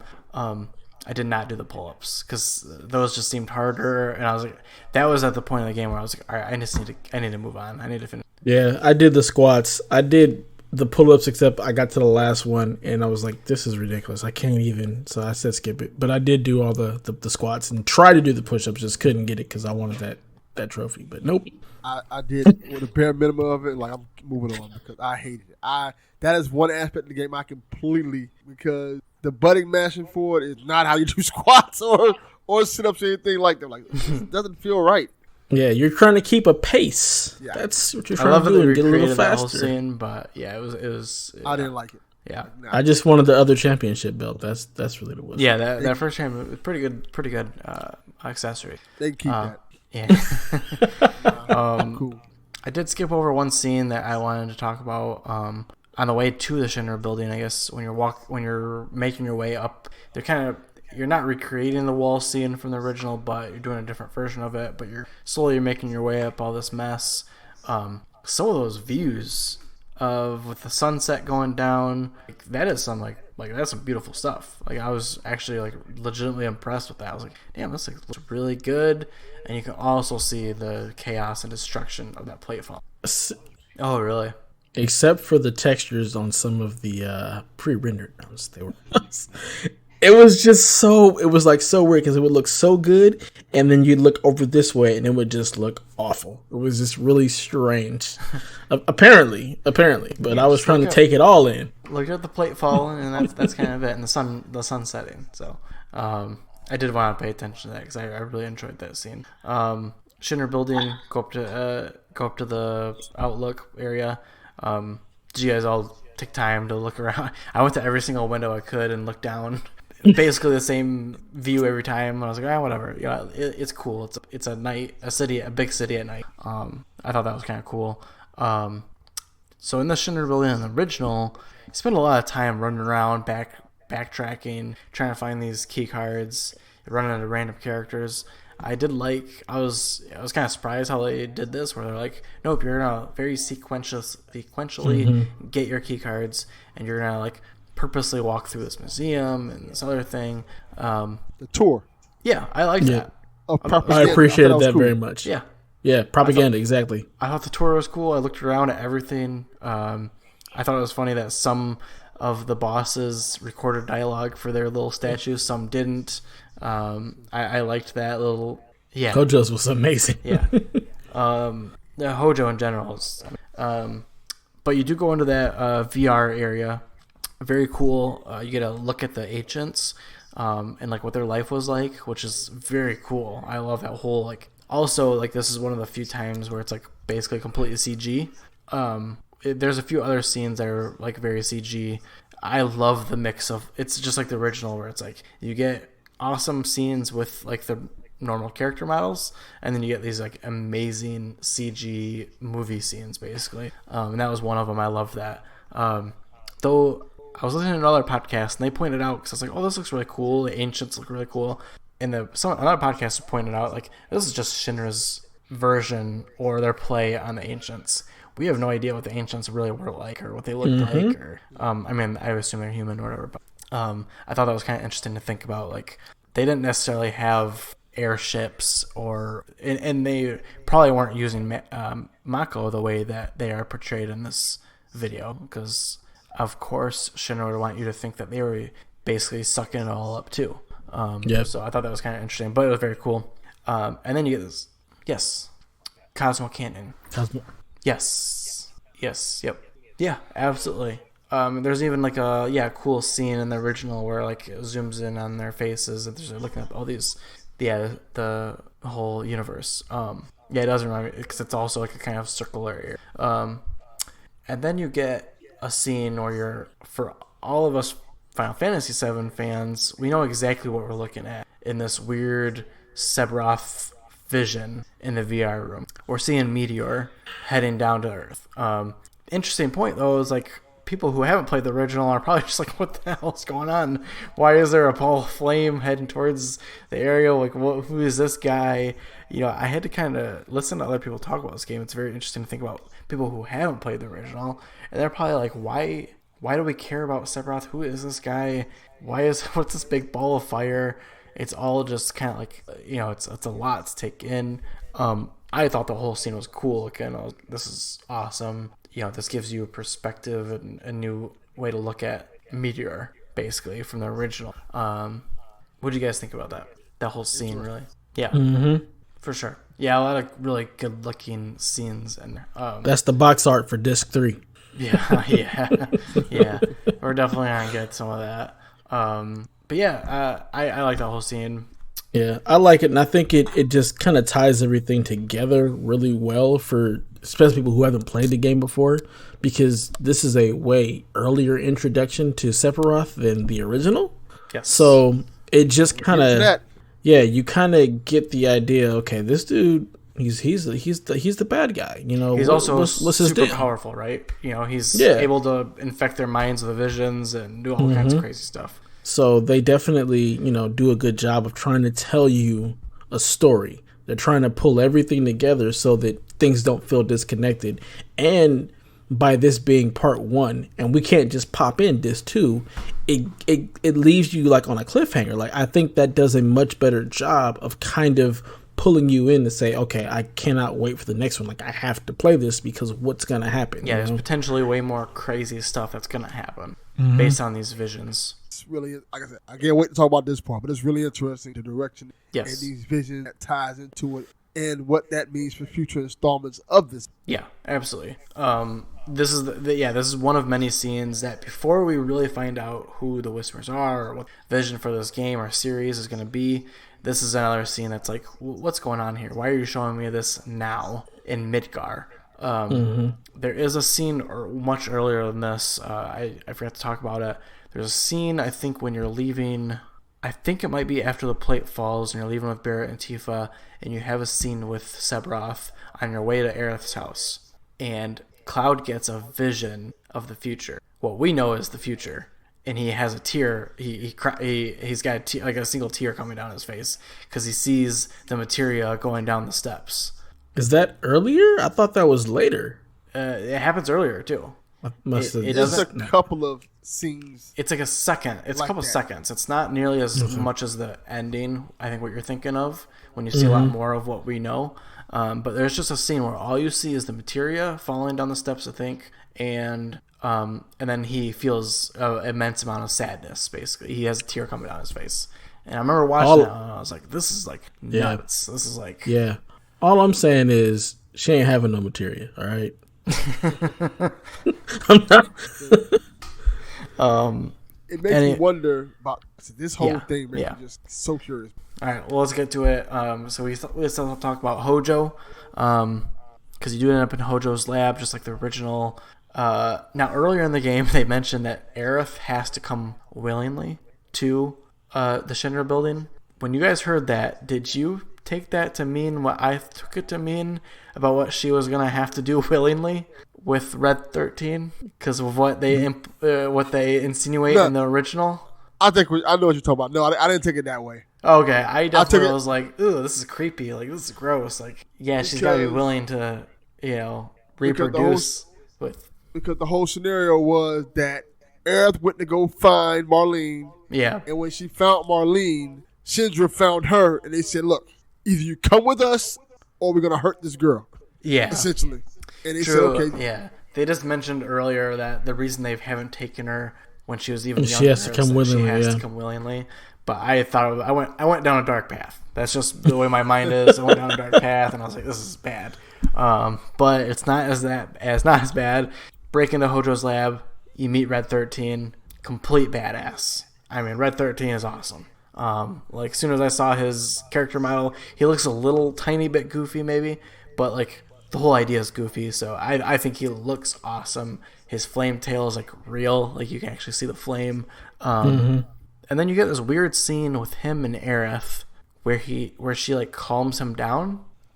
I didn't really know how to I think some people are taking that a weird way, that she's like giving him a bunch of information or something like that. I just took it as he had been brainwashed by Hojo. She was clearing him of that brainwash. How did you that's guys all exactly feel what about I thought. Weird scene or connection. I thought the same thing. Yeah, she just healed him. That's what I thought. Yeah, I mean, because in the original, and as far as I can tell in this game, he is young for his species, but he's extremely smart and knowledge and knows a lot about the Earth. He was just acting crazy because Hojo, did some experiments on him. So I had heard other people talking about how she had kind of given some of herself to him. That's why he knew so much. But I believe it's just because he's a well-read tiger and reads a lot of books. Hojo got him for a reason. Like, Yes. he's connected. Yes. There's It's something not just special his about him. long-lasting age or whatever. It's that he's smart. And I think his species holds a lot of keys to the world. So I think Red 13 was awesome. Yeah, you guys' overall impressions of that and the fact that he's not playable. How do you guys feel about that? I was okay with him not being playable because I don't need more playable characters. There's enough to juggle as it is, so I was okay with him not being playable, but him still being part of the party. So that was actually pretty cool that he was there. You didn't have to worry about him. He would attack, he would do his things, and you didn't have to manage him. I thought that was pretty cool. Yeah, Yeah. see, awesome. I didn't know about that. Yeah, it's battles can be so hectic sometimes. But now thinking back, I was like, I did get healed a couple random times. And I didn't know if that was him.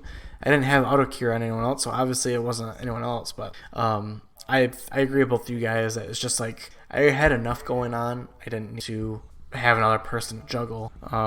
You can see the material in his collar. Did you guys notice that? Just like all the other weapons. I think that's pretty cool. What did you think, Delvin? I loved it. I thought it was great to have an extra character walking around with you that you didn't have to worry about. Yeah. Fight by your side. And I was cool with it. I was cool with not being. Yeah. I think we all agree on that. I think the reason I brought it up because originally they came out and said a long time ago Red 13's not gonna be a playable character. Everyone freaks out, right? Like, oh, this is.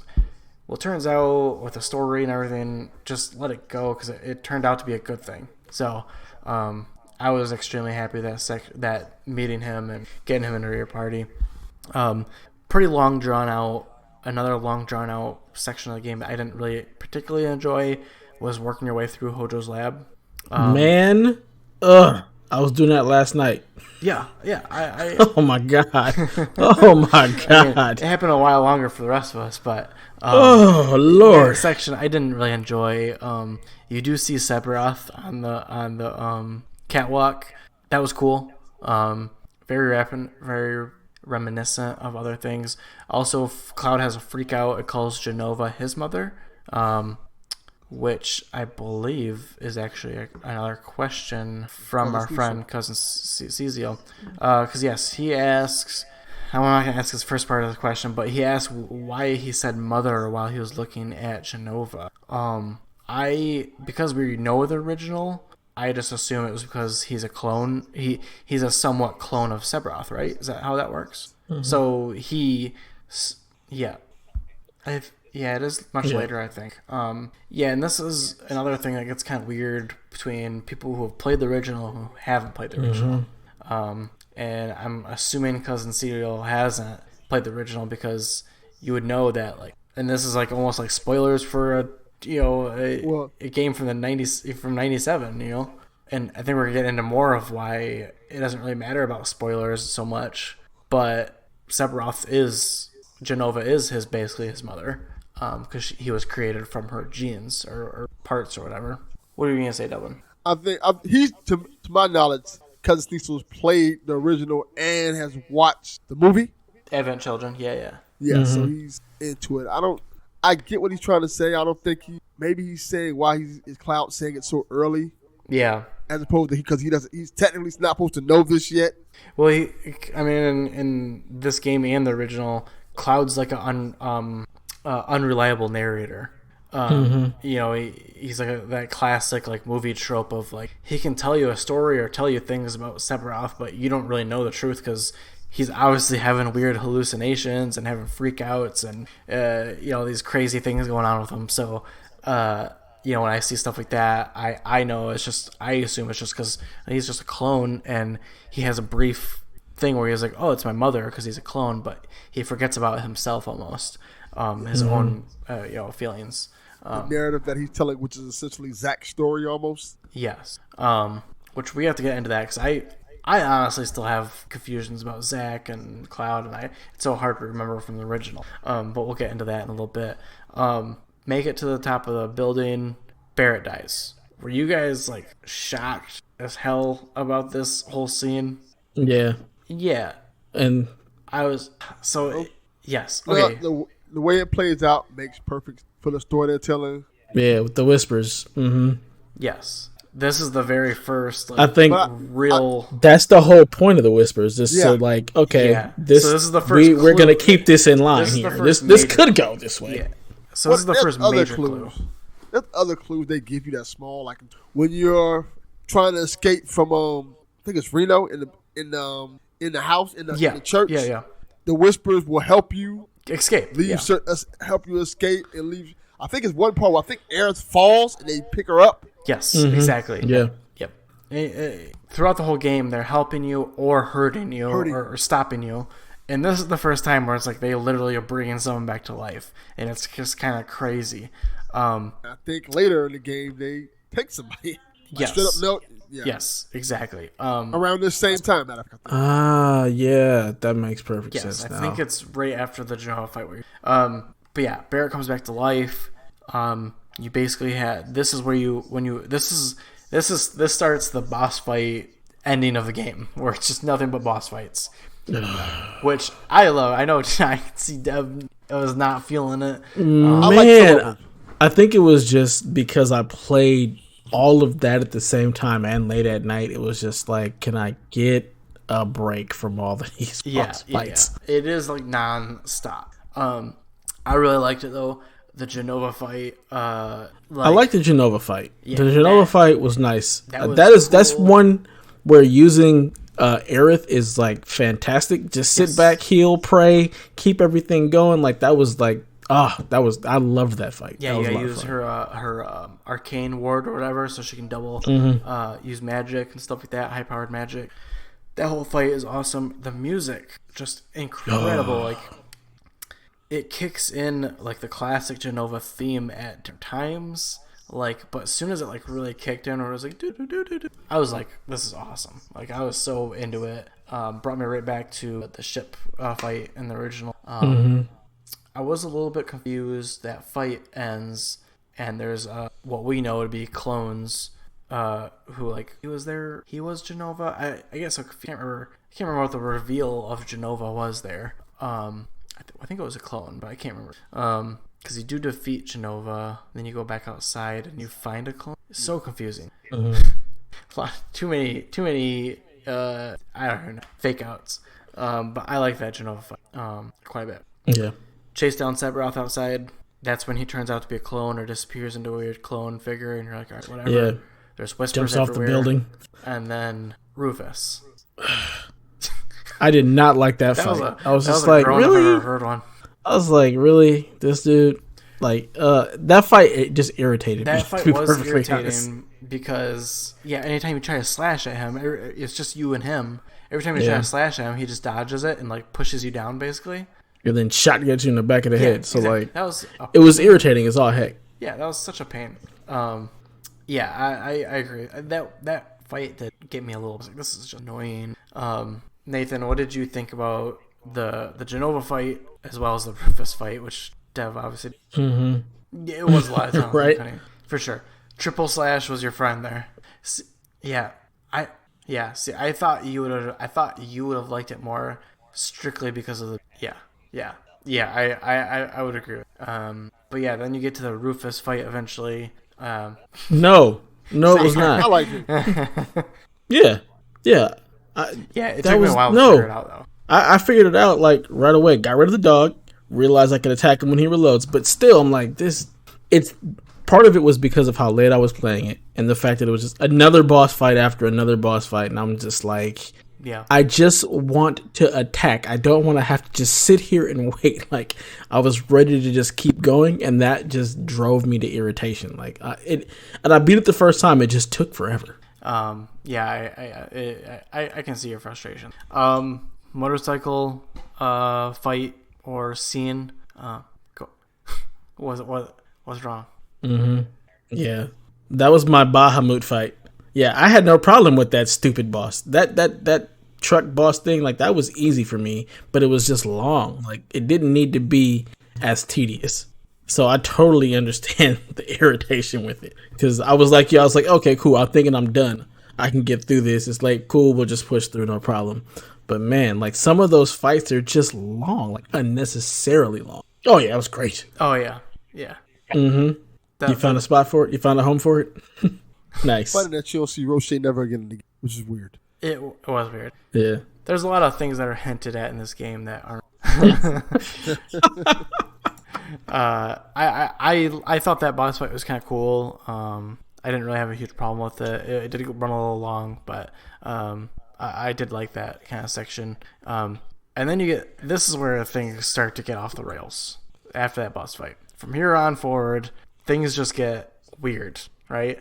Sephiroth shows up. He opens up a portal to go fight Destiny. And I think this is when it's kind of explained to you by Air and Red 13. Who the Whispers are. What's that? Yes. between the two of them, they basically explain that the Whispers are destiny, and this is where I get like I get hot and cold on this part of the game.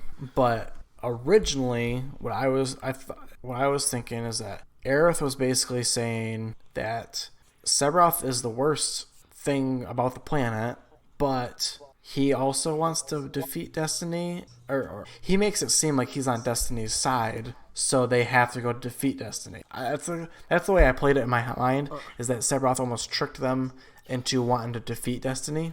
But that could be because at this point in the game, we realize, okay, we're about to go defeat the Whispers so that we can forge our own path that is separate from the original. Did you grasp it, Nathan? Because I got an idea. That's not what I thought at all. I'll tell you what Yes. I don't have dogs. Yeah. So yeah, I think at this point in the game, when you're fighting during the Whisper boss, Dev, I know you had trouble and were pissed off last night about it. I did like it. I did assess them, so I knew. I was like, okay, this is Cloud, Tifa, and Barrett, who you're fighting. I liked that whole fight. I actually thought it was a cool mechanic that you have to stagger one of them in order to hurt the big boss. I thought that was kind of a cool thing. I was able to basically cheese it when they do turn into Bahamut or whatever you want. That's what I call them.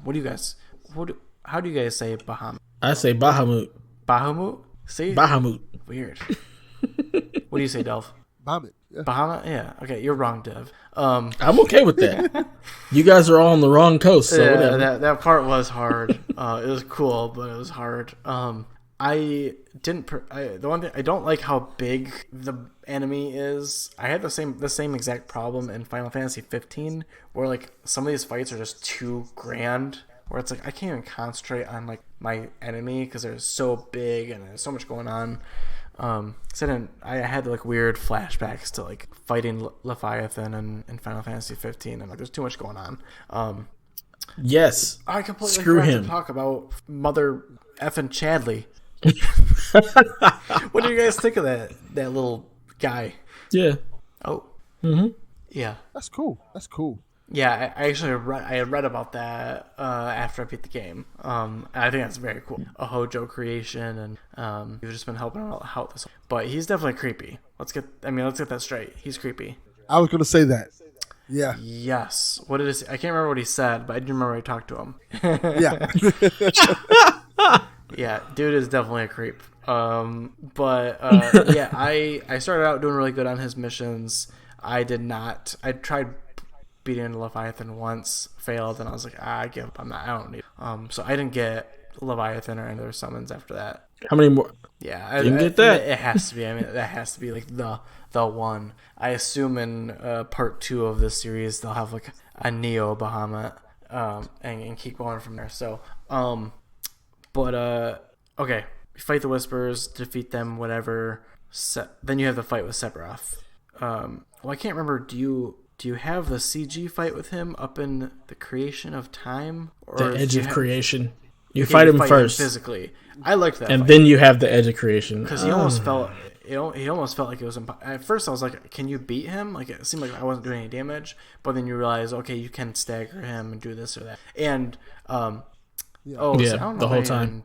That's both. But I also heard this is another section where depending on how you treat people, it will result in who comes to help you fight him. So I again got Tifa. Okay, so I wasn't tripping because I remember watching something where Barrett was at the fight, but I only had Tifa and Aerith. I didn't have Barrett. Yeah, so I had fun. Yes. Right. I was just wondering because you said you get different people to help. I do know that I swear I saw a fight that had Barrett. But I do know that you can sometimes Aerith comes to you first to help out. That's just like another little detail. I liked that boss fight. One Winged Angel. I mean, iconic. And like I don't even remember at what point in the fight all of a sudden he's got one wing. There he is. He's got it. It's when he pins you and Tifa, right? Yeah. And then Aerith comes. Yeah. Well, that's how it happened. And it's like, okay, this is just getting crazy. Like it's just fan service galore. Because both him and Tifa look at each other when he does it. When he pops out the wing, they're like, "What the?" I like that whole thing. It was cool. But then it continues to get weird, really weird, because you have that weird scene with Cloud and Sephiroth in their creation. I can't remember what they call it. Creation of the edge of creation. I only remember because I was there today. Yeah. So he extends his hand. He obviously doesn't take it 'cause he's Cloud. But then he says something about, like, you will have 7 seconds. What you do with it is up to you. So, like, I was waiting for a 7-second amount of time for the rest of the game, and it wasn't there. And I was like, what the hell? Like, why did he say that? Anyone have any ideas on that? Or remember that?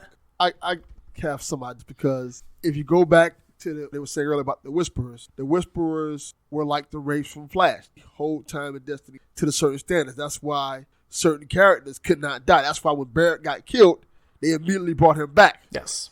And that's why they came back and got Wedge. Yes. So we'll talk about that now. Yes, they do kill Wedge because he is seemingly escaping Destiny by surviving as long as he did. And then they literally say, nope, we're throwing you out the window. What about Biggs, though? Because you see Biggs at the end, like, wait a minute. I'm gonna get in that right now. What's happening in the game is that from what I'm gathering is this Sephiroth in this game is the Sephiroth from the original Final Fantasy VII. But he knows the ending of Final Fantasy VII. He knows that he loses. So he basically came back in time to try to stop Cloud from defeating him by getting Cloud on his side. That's why hell of an interpretation. When he's on the bridge or at the end of the highway, did you take it the same way as I did? That he was almost tricking them into thinking by giving them flash forwards of the future. Do you think he was almost tricking them into defeating Destiny for him? He wanted them to defeat Destiny so that they can have free will. And I think the reason why Cloud's having those visions is because he kind of is getting the remnants of what Sephiroth, because they're both connected. Knows. Yes, so he's kind of seeing the future for himself, and I think Aerith is getting a little bit of that too, and that's why he keeps having these flashbacks and flash forwards of time, because time is kind of basically going in on itself. Yeah, but go for it. Yes. Right. I think. Wow. It's very interesting because the end of the game plays on that because it opens up the universe in so many different ways. Like you see Biggs is alive all of a sudden. Yes. Mm-hmm. Yeah. So, that was my question is, like, because they defeat Destiny in the present, does that also mean that they completely changed their past and present and future? Like, I mean... But then, then I didn't understand the scene with Zack then. Go ahead, I'll let you give your theory. Yeah, and if you notice, they very, very purposely show off the dog, the stamp. And it's a different dog completely. Mm-hmm. It's like a different stamp. So it's got to be like an alternate. It's either an alternate reality or a past reality. Man, that's what made me think maybe they somehow. It's the remake. It's just the remake. Yeah. Like when you think about all of the stuff that you guys have said, all the things we're pulling together, it's like Sephiroth and Aerith have gone back and they're remaking what they want it to be. They're remaking Destiny. Like the Whisperers have tried to hold this in check, and they're like, nope, we're gonna remake Destiny, and we're remaking Final Fantasy VII. You're gonna see all these little differences, like Biggs being alive, the weird stuff with Zack.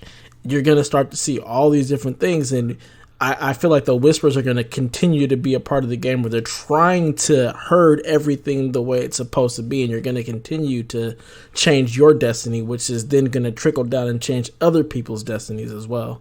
Yeah, so I don't think the Whisperers will be in the second. I think that we're done with them. Like I think you're right, completely right up to the point of the Whisperers, because I think at this point now, Square Enix and the developers are gonna be like, all right, from here on out, this is our own story and our own take on the whole thing. And because you defeated the Whisperers in the first game, you can't really talk shit. Frankly, like, and another thing, I kind of think the Whisperers are like angry Final Fantasy VII fans.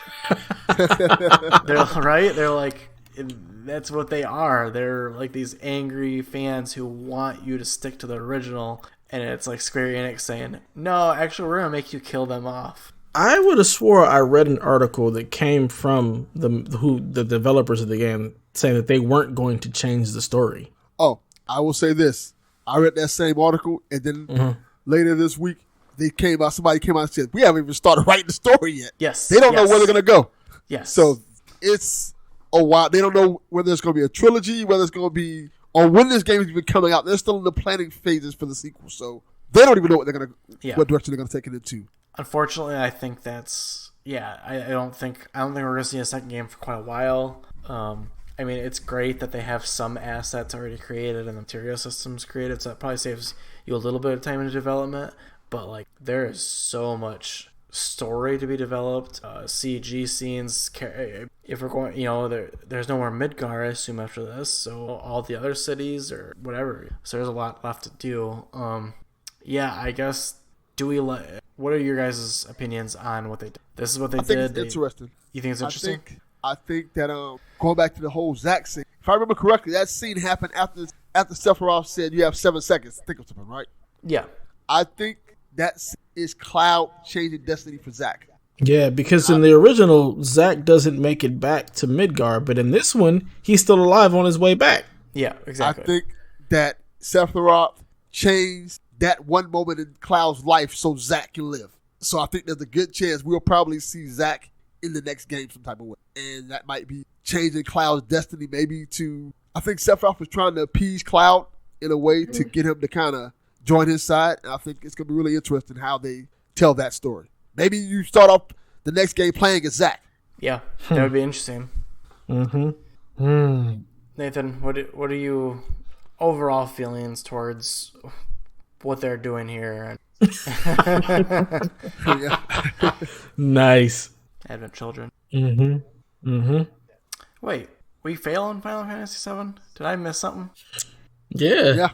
Why? I completely missed that. It's just like what COVID is doing right now. COVID is trying to kill us off and reclaim the planet. Yeah. Okay. Because this whole time, I've been trying to figure out. Mm-hmm. Yeah. Yep. Yeah.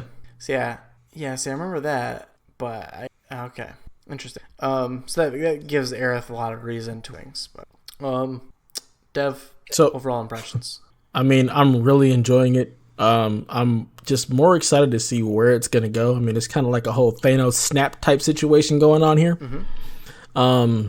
It's always just crazy when you try to play with timelines and how one thing affects another thing and how everything trickles down. So I mean, like Nathan said, they're remaking the events of Final Fantasy VII. So do I get to live in a world where Aerith doesn't die or she doesn't drop the materia? Like, it's so crazy to think about what the next things are coming. Like we had in mind that this was just going to be just a remake, a reimagining of Final Fantasy VII, and that all the regular events would kind of just play out the way we would assume they would. And now we're looking at a totally different scenario where we're playing pretty much a new game possibly. And I think that's very, very exciting. So I'm all for it, and I can't wait to see where the rest of this goes. I just hope it doesn't take another 20 years. That's my biggest fear with it. Like they said, they haven't even started yet. And that's scary. Yeah, it is concerning. They might not know where to take this story next. They just set it up so that they could take it anywhere, which is good, I guess. I also don't have a lot of faith in modern Square Enix's ability to tell a coherent story, in my own opinion. Just because the last couple Final games, and like even Roche as a character, I like 15. See, yeah, I'm the 15 hater here. So, but even like Roche, like I think he's a dumb character, and like that's the one new character that they, big character, and it's like, am I just gonna get more of that in another game? I don't know, but I'm sure. I mean, just give me Junin in Costa del Sol, and give me all those cool cities, and I'm probably gonna be with it. Like, I mean, Junin is like, that is the coolest, like a literal town that's a canon. Like, that is so cool. So I like what they did. It gives them opportunity to do whatever they want. I was definitely still confused, and I am still confused. I think we're all supposed to be a little bit confused. But very cool. I cannot wait to see more. I'll probably go back and play a little bit. Not nearly as much as Nate, but yeah. Jesus. You deserve to have that statue. I'll tell you that. No way. I'll do it on. I'm gonna do it on PC. Screw your Xbox. Yeah. I'm overall though. great game. I mean, there's no doubt. Mechanic, story might be a little bit confusing to some people, but absolutely amazing achievement that they created. I love the game overall. Yeah, I think that's it. I do have two last quick questions from Cousin Cecil. One of them is offensive, I think. He wants to know, do you think they will pull a Flashpoint joke and make Marlene a boy in the new timeline like they did on the show with Arrow Diggle's kid? I can explain that. Yeah, Delvin, Okay. You're the only one who can decipher this DC crap. I'm pretty sure Nate knows what's up to. Yeah, in the CW universe, after the Flashpoint happened, originally Diggle had a daughter who's Arrow's sidekick. After Flashpoint, for some reason, well, I know what the reason was. He didn't have a daughter anymore. Instead, he had a son. So what? Yep. Yeah. Okay. Like the timeline changed, and instead of him having a daughter, he had a son. And then only why he found out that he once had a daughter was because didn't something happen in the Flash and tell him like, yeah, you had a daughter. Oh God. Please no. But take it seriously though, it can't because I don't think genders are going to change. I don't think nothing's going to change. I don't think it's a multiverse thing necessarily. I think it's just it's a branching path, right? So it's just at the end of it, Barrett says, "Marlene, I'll come back." So I'm pretty sure she hasn't changed. Yeah, true. That's a good question. Eric's mom. Oh, that's right. She's with Eric's mom and Biggs apparently. No, he was at the children's hospital or the orphanage. I just saw green, so I assumed it was Eric's house. No, because that's the only place there's flowers. It makes sense that he would go back to the orphanage. Oh yeah. Yeah, yeah. That was cool. Well, I knew right away. That was dope. I knew right away it was her too. Yeah, she just popped up out of nowhere. It's you. Yeah. No, I did like that whole storyline though. That was cool.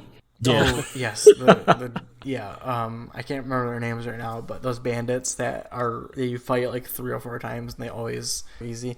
Remind me of Team Rocket. Yes, pretty exactly. much. Very, very reminiscent. Last question. Is the gold saucer in Midgar? No, it definitely isn't, I don't think. But I can see why you would think that because they talk about Jesse working at the gold saucer. I think you're just supposed to assume that... What? Mm-hmm. Yeah, true. But there's a lot. There's Costa del Sol theme music too, and some other theme music. The question is Jessie still alive? Can we bring her back? Can we just... So her gloves are... Her gloves are there, right? Biggs at the end. Right. Yeah. So it's another one of those things where they could bring her back, or it's completely. I will sacrifice Wedge for her at all times. It's fine. Yeah, no one wants Wedge anymore. Me too. He's done enough. I mean, I like Wedge, but gotta take Jesse what did you instead guys of think him. about the mayor being part of Avalanche? Thought it made sense. Does it make sense?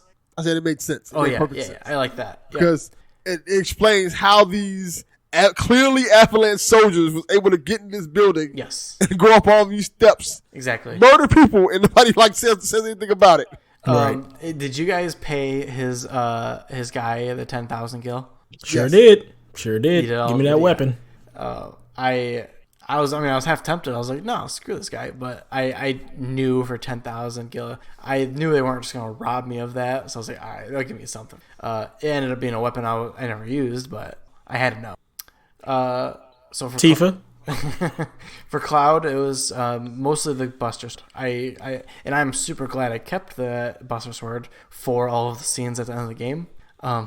Because I can only imagine like having something ridiculous like the nail bat equipped for like the fight scenes with Sephiroth.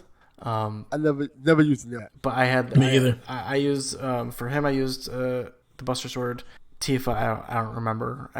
It wasn't Barrett. Or was the Big Bertha? Yes, Big Bertha. That's right. Yep, had to stick with that. Yes. Yeah. Yep. I really like. Well, that. I kind of because of Chadley, I ended up like going through all the weapons just to acquire all the abilities. Yep. So by the end of it, I was using the last weapon you find for Tifa was the purple gloves or whatnot. So I was using those on her. See, I didn't find those. Yeah. I was Purple Rain. Purple Yeah, Rain. I was using those. Purple Pain. Purple Pain. Yes. Yeah. Obvious. I had callback, those. yeah. Or, The last sword that you get for Cloud, that's the one I was using by the end of the game, just because I didn't feel like changing stuff out. That was the main weapon I used for. I was using Hard Edge. That was what I was using for. is that the one with the Japanese majority of writing time. on it? Yeah, I did like that one. High damage. Yep, I ended up sticking with the Buster Sword. That was just like more balanced. Tifa's Star Shower ability, awesome. Yeah, I use that a lot. But yeah, that was kind of it. Oh, another little thing we didn't talk about because it happened during the plate falling. You see Kate Seth. Yeah, Yeah, that was cool. yeah. Sitting on the edge, like watching it, like, oh, okay. That was interesting. Oh, I know. I've listened to a Right. few newcomers talk about that. They are so confused. They're like, "What is this weird talking cat doing?" Or a robotic cat? They have no idea. I do think that you could put the pieces together by. I mean, we'll just say it here. I mean, the cat is Reeves, because he is in the original. But they make it kind of obvious because you see the scene with Reeves being super upset about the plate falling, and then they show the cat being upset, like he couldn't stop it. So I think that they do for a good amount. I don't think they hint at any other character. No, I mean, it would make. I don't know why you would hint at Sid or Vince. They could have hinted at Vincent, but they didn't. Or Yuffie, yeah, or Yuffie. The space program, yeah. That's the whole storyline with him, is that they shut it down, but then they bring it back. Just a huge. Speaking of huge materia, is that what Scarlet was working on? We have that weird scene with Scarlet where where she's doing all the materia stuff. out. Yeah, Is that supposed to be huge materia or something? yeah. I Makes did sense. I thought that was kind of a funny scene. She's using a soldier footstool, or I thought that was kind of funny. Yeah, true. And it's just. But wasn't it originally green and they turned it red? I just saw it last night, so it's fresh in the memory. That's why you did it on purpose. You waited until the last second on purpose for us, for the pod. You know. Any other last thoughts? I can't think of any other scenes that jumped out to me. Overall, yeah, I'm super excited about this. He hasn't listened. You're going to have to tell him fast forward an hour and 40 minutes in. You coward. Yeah, absolutely. Right. You might wait 20 years. Right. Yeah. Yeah, I could definitely. I'm with you on that. Anyone Nate. listening should definitely say something to Kevin. Make him listen, or make him play this game. I think he would enjoy it. Yeah, then if he picks up anything that's a part one of any other game, you got to give him crap for it, because why not just wait till all of the parts are done? So I don't want to see Kevin any playing original story ever, right? You can't. Yeah, I don't want to see Kevin playing part one of anything. Anything that may have a sequel, I don't want Kevin to play it until all pieces have been released. Yep, can't play Ghost of Tsushima. That's definitely gonna have a sequel. Shouldn't have played Horizon. That's gonna have sequels, and can't play anything really. No original stories. Let's just take it a step further. Kevin's not allowed to watch any of the MCU anymore until it's completely finished. There you go. Yeah, completely agree. So, you guys all good? We all good here? All right. Yeah. I think we're gonna call it a pod. I really appreciate you guys letting me host this thing, play this game together. I had a lot of fun. Freaking Final Fantasy VII, guys, it's back, baby. Yeah. After all It's this back time, in a major way. yes. I could not be happier about how much we're talking about. That's gonna be it, boys. And yeah, cue for the fight music. All right, we're out.